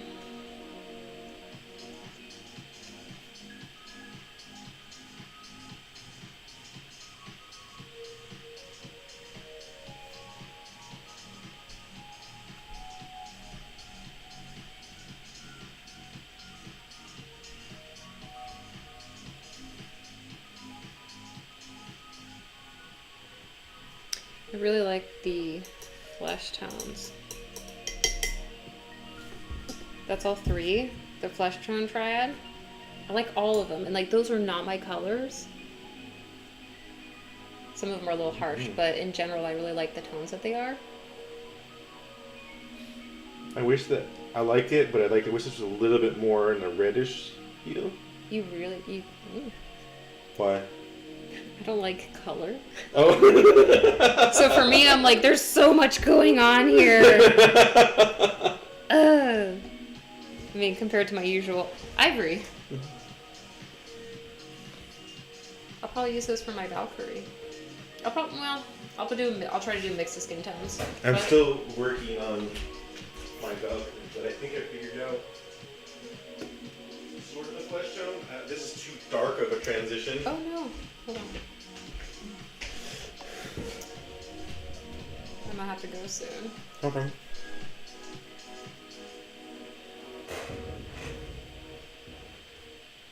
I feel like we're at a good stopping point anyway. We went through most of the colors. Yeah, I got the triads I got all the 3 triads that I wanted for their skin tones. Oh, sweet. I have to go help Kay. So I still have to say that these two are my favorite. The red and the purple, or the red and the orange. Mm-hmm. I think they work the best for me anyway. I do like the tones of the different purples and greens and blues, and they all work really well. But these triads work the best. They're so cool. It's my red skin tone as well, you know, the dark shadow flash. So Look how big they are. I mean, I know she's on like a little bit of a step up thingy. yeah, They're big. There's so much detail on them. sometimes I think it's a little too much. It's fun, but at the same time, there's a lot of stuff to paint. Yeah. Well, and then you're going to want to do different sections, different colors, so it's not all like the same material. I really like these. This one is my favorite. Cool. That red. Oh yeah, my battery's gonna die too. Well, good timing then. Yeah. Trying to get these in shot. Take a sec. It's coming. Ba, ba, ba, ba. And I'm going to be holding them here for 15 seconds before I move them. They're not gonna be in the right frame. Okay. Yeah, it's going to be another 15 seconds. Oh, I can't. We can't focus. Wait a minute. I can't. I just have to look at the right screen. So I'm going to be able to see like the colors. There we go. That focused in on it now. Sweet. So we've got ivory, bone, and skin tone triads. Yeah, the ivories, and then the skin tones on that side. Hold on, it'll come. There it is. I think I'm adjusting. Yeah, there you go. Yeah. So we've got cool, warm, and warm. We've got winter, spring, and beach sunburn drones. I think I'm gonna have to. I don't know, man. I'm such a I like bone, but then this, I think, just is gonna read the easiest. Yeah. That one's a little too pale. Yeah, that's like sun bleached wood, and this is sunburn. I like them all though. Well, for those 4 people that viewed it, thank you for coming in. The 2 likes, and then anyone else that sees us in the future, thank you for checking it out, and we will be back later. This is literally so. Sorry. End stream. Do you want to end? Yes, end.